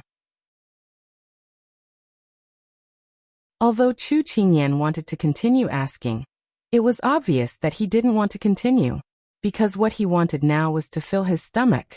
Chu Qingyan was kissed by him until she couldn't care about anything else. Sob was kissing for no reason when they were in a relationship, but she had something to do. He was clearly looking for her for serious matters, but it ended up like this. She was furious. When they left, Chu Qingyan glared at him with watery eyes. Let me say this first. I haven't promised you yet. Don't keep getting touchy. Xiao Su watched her leave. He licked his lips and chuckled to himself. This didn't conflict. Walking out of the courtyard, Chu Qingyan was stopped by someone again. She had a headache. Why were there so many people looking for her today? When she turned around, she was surprised to see that it was Turan.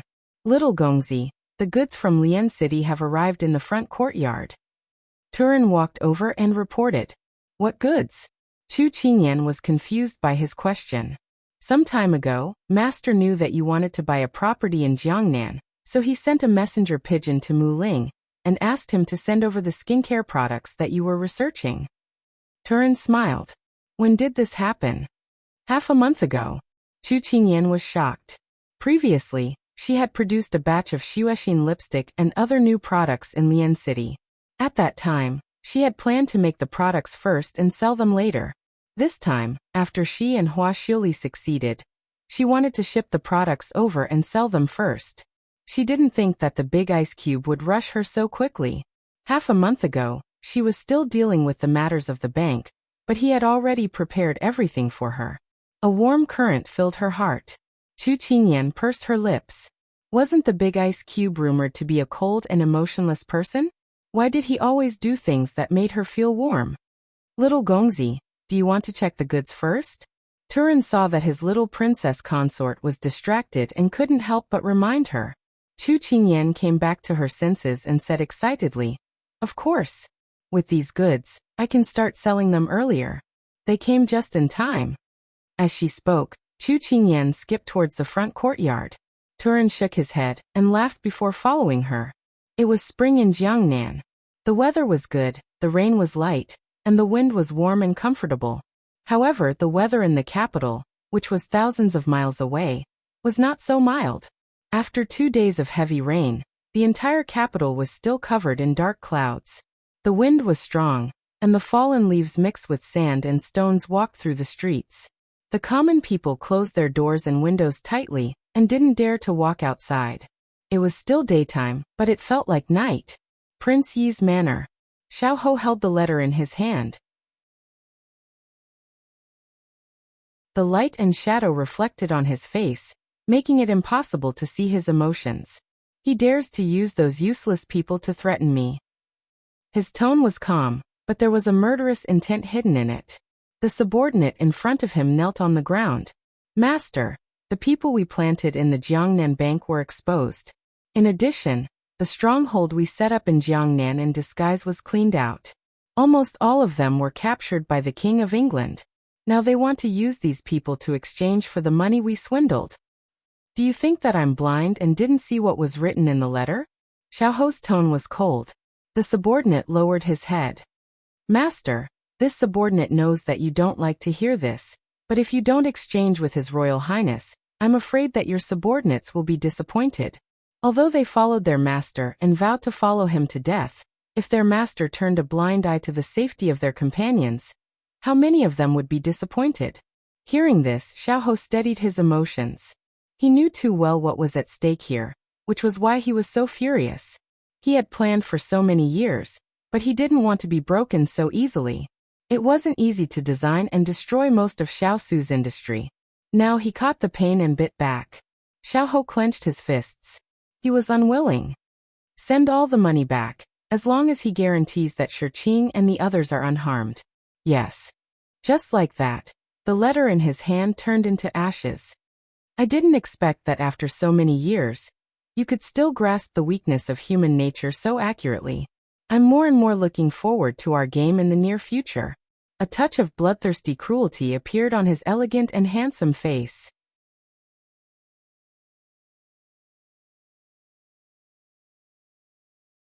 Chapter 718.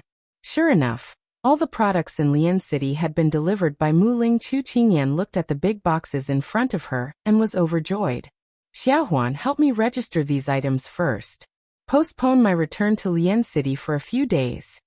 She wanted to check on the sales before deciding on the time to return. Young Xiaohuan hurriedly agreed. With the help of the servants, she carefully registered the items and didn't dare to be sloppy. Cheng Yanluo, who had heard the commotion, entered the courtyard and saw the scene. She teased and enviously, I didn't expect that your husband would always think of so many things for you. He's so considerate. Chu Qingyan chuckled. Of course. After speaking, Chu Qingyan glanced at her. I thought you went back to recuperate. I didn't expect you to appear here. Cheng Yanluo rolled her eyes at her. What? Are you looking for a fight? Let's see if you can beat me in a fight. Chu Qingyan saw that she had regained her essence energy and felt much more at ease. Thus, she continued to argue with her. Cheng Yanluo wasn't going to argue with someone who took advantage of her. She followed Chu Qingyan and checked the goods. She asked, with this batch of goods, you don't have to delay the release of the goods. Are you planning to test sell them first? Chu Qingyan nodded. That's right. I want to check the market, but I have to advertise them first. She had helped Hibiscus Pavilion with so much publicity. There was no reason for her goods not to be advertised. Come. Help me register these goods today. I want to make a unique barcode to prevent people from impersonating my goods in the future. You're good at doing business. You even thought of this. Cheng Yanluo reached out and pinched her face. Then she turned to leave. I didn't come here to be ordered around by you. I want to go back and catch up on my sleep.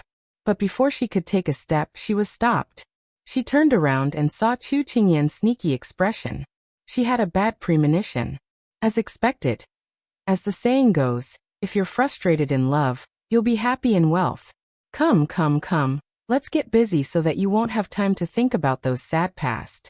Think about it, these things in front of you will be shining silver in the future. The corners of Cheng Yanluo's mouth twitched.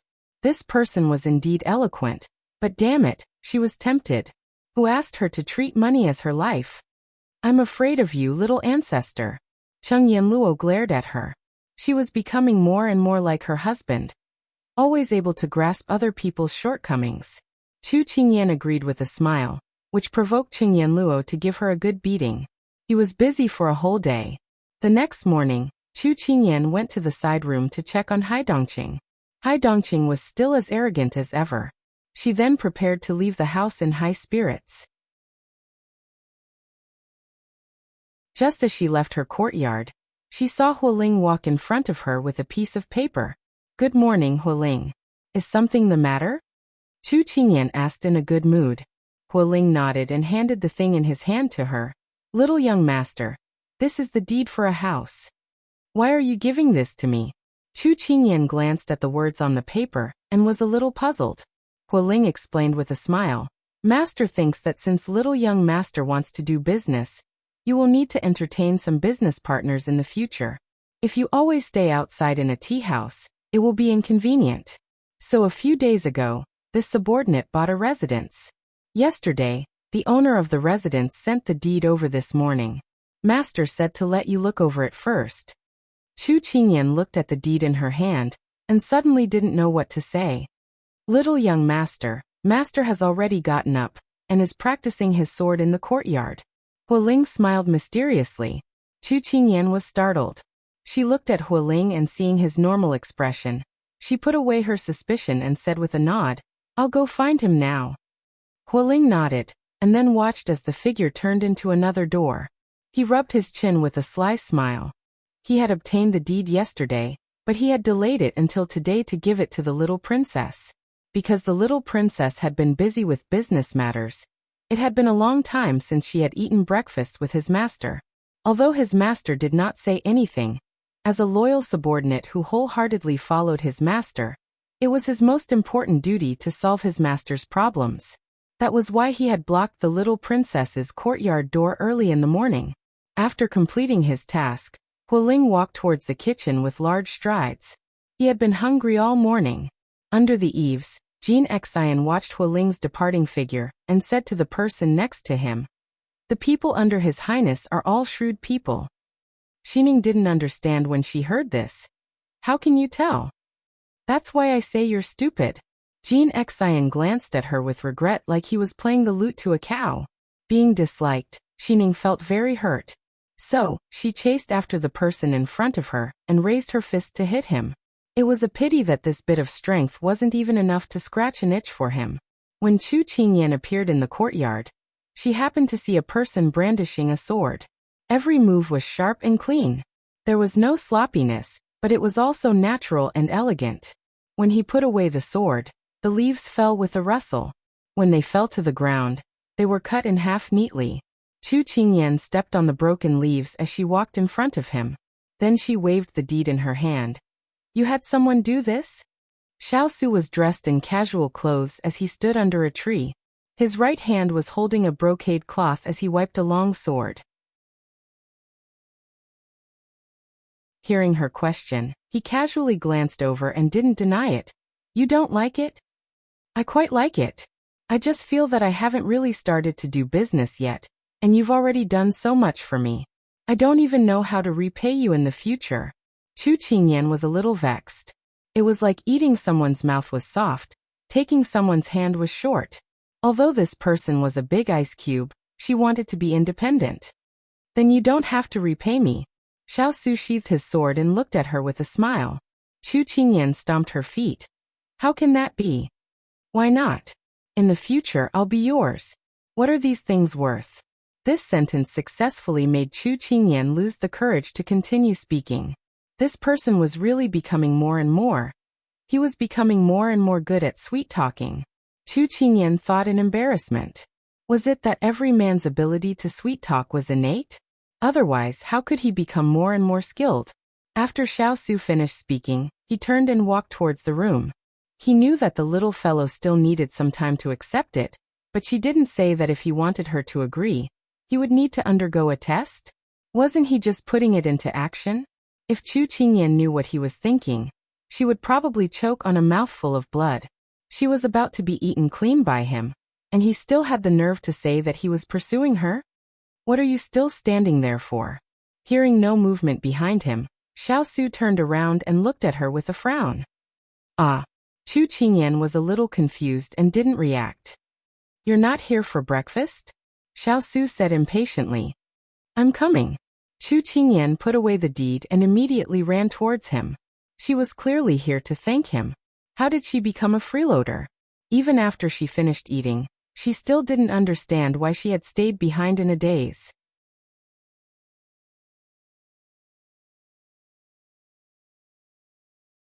Chapter 719. Cheng Yanluo leaned against the carriage and yawned. When Chu Qingyan appeared at the entrance of the bank, she couldn't help but narrow her eyes. Did something good happen to you? Look at you flushed with success. Hearing this, Chu Qingyan immediately retracted the expression on her face. Unfortunately, the redness on her face was still very obvious even in the morning sun. She laughed and said, It's nothing. Let's go. Cheng Yanluo stared at her in disbelief before finally letting her go and getting into the carriage. Chu Qingyan finally heaved a sigh of relief. She recalled that before she left the courtyard, a certain someone had pinned her behind the door. He had said that he wanted a reward for helping her, and then he had done this and that. When she left, her legs had turned to jelly. She shook her head to clear her mind of the charming and gentle look from just now and hopped into the carriage. Today she was going to discuss the product launch with Wuxia. As soon as Chu Qingyan sat down, she heard Cheng Yanluo's question. I heard that the fourth prince is leading the troops this time. Aren't you worried? Chu Qingyan didn't understand. Worried about what? If the fourth prince wins, he'll be one step closer to the throne. When that happens, won't your wife be in trouble? Cheng Yanluo hit the nail on the head. I've already thought of this problem. Chu Qingyan rested her hands on her knees and looked a little disappointed. If Xiao Ran loses, Empress Liang and the imperial court won't let Big Ice Cube off. He's made outstanding military achievements in the past, and they'll want him to return. But it's just a relationship between using and being used. It's annoying. I mourn for you. Cheng Yanluo leaned against the wall of the carriage and shrugged. Let's take one step at a time. In this world, if we keep worrying about things, we'll only live more and more sadly. It's better to enjoy life while it lasts. Chu Qingyan smiled brightly, as if the desolate look just now was just an illusion. Cheng Yanluo glanced at her. Actually, I've been wondering for the past 2 days. You're not showing off in Jiangnan just for yourself, right? Smart. Chu Qingyan replied with a smile. Cheng Yanluo reached out to pinch her nose and smiled shrewdly. It's not a bad idea to start a career first before starting a family. When the time comes, I'll definitely ask for a toast. But let me say this first, I won't be paying any money. You can't skimp on the money. How stingy. Chu Qingyan only reacted when she saw Cheng Yanluo's teasing expression. Who's getting married? What nonsense are you talking about? Cheng Yanluo burst into laughter. The two of them laughed and joked until they reached the place where Huaxiu Rio was. Wine and color tea house. When Chu Qingyan got off the carriage, she looked up at the tea house. What Big Ice Cube said in the morning rang in her ears. She felt that it was very reasonable. It was indeed inconvenient to discuss things outside, and walls had ears. After all, the business world was like a battlefield. When they entered the private room, Huaxiu Li had not arrived yet. Chu Qingyan patted her head. Oh, I forgot to call Dongting. Is Dongting the man who looked more outstanding than a girl yesterday? Cheng Yanluo looked around the private room and heard her exclamation. She turned around and asked. Yes, you mistook him for a girl. Chu Qingyan couldn't help but laugh. Is he also involved in your business? No, he's not. It's just that he's helped me a lot recently, so I'm used to calling him. Chu Qingyan explained. Cheng Yanluo heard this and said with a faint smile. Since he's not involved, why is he helping you so much? Has he taken a liking to you? Chu Qingyan rolled her eyes at her. How could that be? We're just friends. Don't get the wrong idea. Put away your wild thoughts. Cheng Yanluo shook her head. I don't believe it. I remember Holing once mentioned this person's name. He seems to have been your enemy. Although you've turned weapons of war into gifts of jade and silk. Don't forget that you're a woman with a man. Chu Qingyan choked on her own saliva. What did she mean by she was a woman with a man? Why did it sound so strange? At this moment, the door was pushed open from the outside, followed by a clear and melodious voice. Sorry I'm late. It was Xiao, who was dressed in a handsome man's suit. It's fine. We just arrived. Chu Qingyan got up and greeted her, but saw that she looked tired. What happened? Why do you look so tired? Xiao raised her hand to touch her face and sighed. Don't mention it. It's all because of that good-for-nothing cousin of mine. He's always stirring up trouble. Yesterday he even beat up a young master. I had to make several trips to pull strings. I was tired out all night. It's simply torture. Chu Qingyan didn't want to interfere with other people's family matters. However, she still said, if it's very troublesome, tell me and I'll see if I can help. She didn't forget that Big Ice Cube's good friend Lin Fingyi was Jiangnan's highest official. Xiao could be considered her friend. If she really needed help, she could thicken her skin and beg Big Ice Cube. Xiao thought she was being polite. You just arrived in Jiangnan not long ago. How could you know anyone? Moreover, my cousin offended someone with a big background. Forget it, don't interfere. If there's really no other way, I'll go beg that miser. Now let me have breakfast first. I'm starving. Let's talk business while we eat. After saying that, Xiao ordered the waiter to prepare tea and snacks. Chu Qingyan didn't say anything else. Why did that miser sound so familiar? Cheng Yanluo was a straightforward woman. Xiao often dressed in men's clothes when she went around. Her style of doing things was also straightforward. Therefore, the two of them chatted happily after meeting each other twice. Xiao didn't expect Chu Qingyan to have a ready-made batch of goods. She was so happy that she didn't even have time to eat breakfast. So, we can put the products on the shelves in 2 days. Xiao rubbed her hands together, looking like she was ready to go all out. Chu Qingyan was amused. Don't be in such a hurry. Let's do enough publicity and make a good opening. Oh, do you have any ideas? Xiao had seen Chu Qingyan's outstanding intelligence and unique style of doing things before, so she looked forward to her ideas with a smile. Chu Qingyan didn't refuse. She took a sip of tea to moisten her throat. After putting down the cup, she slowly explained the few points she had figured out last night. First of all, we have a very big problem. The products are very novel and have never been seen on the market. Very few people have a novelty mentality. Most people want to be safe.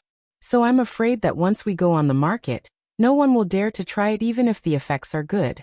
Secondly, our products need to have a positioning, which is the main consumer. This way, it's convenient for us to control the price and cast a wide net. This method is not good. We need a clear target audience. Lastly, our products can't be put together with conventional rouge and face powder. We need to create an independent brand.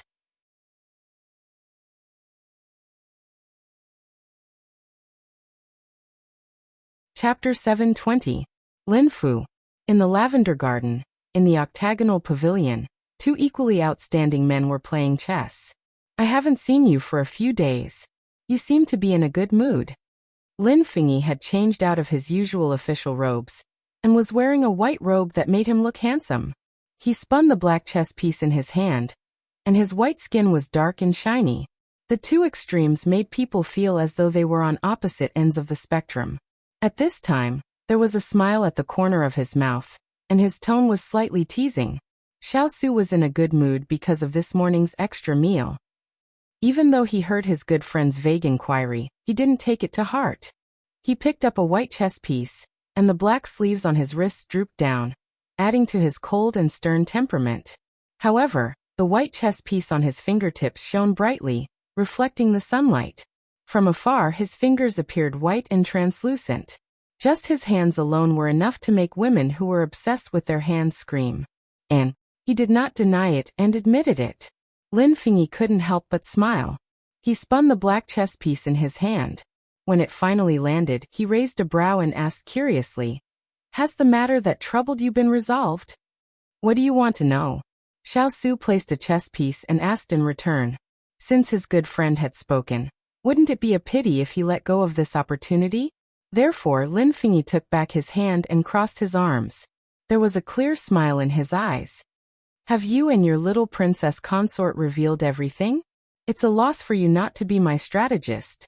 Xiao did not admit or deny it, But this sentence was enough. Lin Fengyi's lips curved. He changed into a comfortable position and leaned against the back of the chair. My ambition is to uphold justice for the common people. If I follow you, I will be buried by your enemies.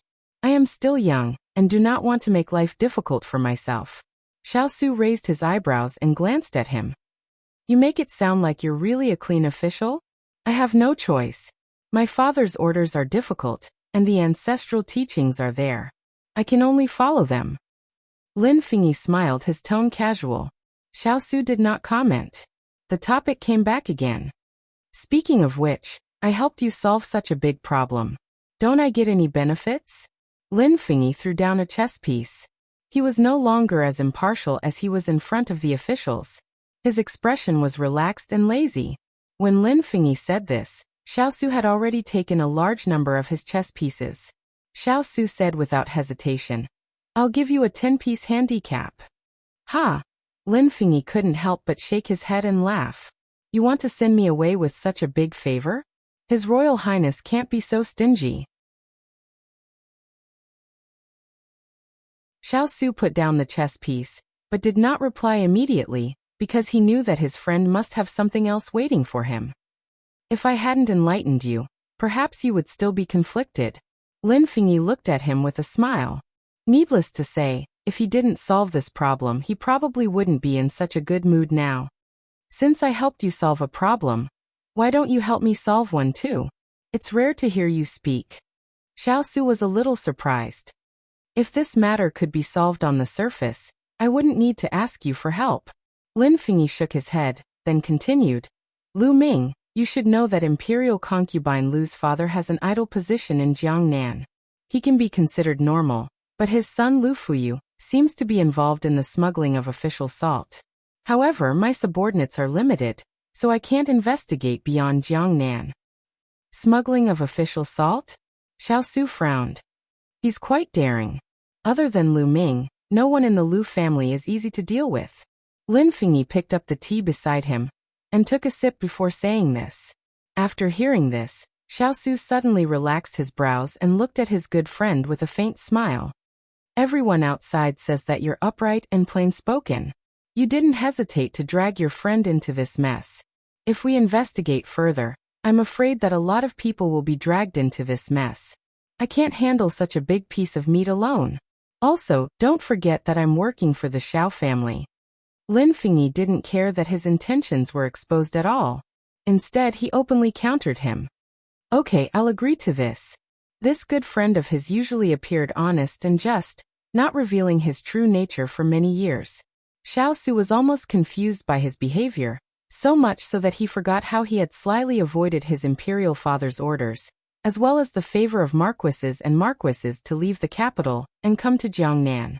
Furthermore, he had just taken over Jiangnan's political affairs not long ago. Although he had made many achievements, his foundation was still shallow. Jiangnan was a fertile piece of meat, and there were many people in the capital who had their eyes on this place. Many powers had placed people here to fish for profits. Even if Lin Fengyi wanted to move, he couldn't shake these big trees, so he came to ask for help. In any case, the little fellow was doing business in Jiangnan and would have to deal with the government. Xiao thought that if he helped her establish this relationship in advance, it would be easier for her in the future. Seeing that Xiao had agreed, the two of them skipped the matter. When I came just now, I saw that you were frowning. It shouldn't be because of the Lu family, right? Although it was a question, Xiao's tone was firm. Lin Fengyi was slightly surprised. As expected, nothing can be hidden from your eyes. That's because you're not the kind of person who would bring business into your daily life. Tell me, what's the problem? Xiao glanced at the chessboard, put down a chess piece, and waited for his answer. Lin Fengyi hesitated for a moment, which was rare. Xiao didn't rush him and waited quietly. Have you met anyone difficult to deal with? Sometimes I want to avoid them, but they're always swaggering in front of you. Lin Fengyi considered his words before speaking faintly. Xiao looked at him strangely. I never give people I don't want to see a chance. So what you encountered will not happen to me. Lin Fengyi nodded. Indeed, When you're ruthless, no one dares to touch your reverse scale. No wonder there were rumors all these years that you don't get close to women. There was a period of time when even Ling Feng didn't dare to be alone with you. When he heard this, Xiao Su's expression turned ugly. At that time, I should have thrown the two of you out so that you wouldn't be an eyesore. Lin Fengyi was amused. Then I have to thank your highness for not throwing us out back then. Xiao Su didn't banter with him and asked directly. Do you need me to help you get rid of that troublesome person? No need. Although she's a headache, it's not to the extent that I'm helpless.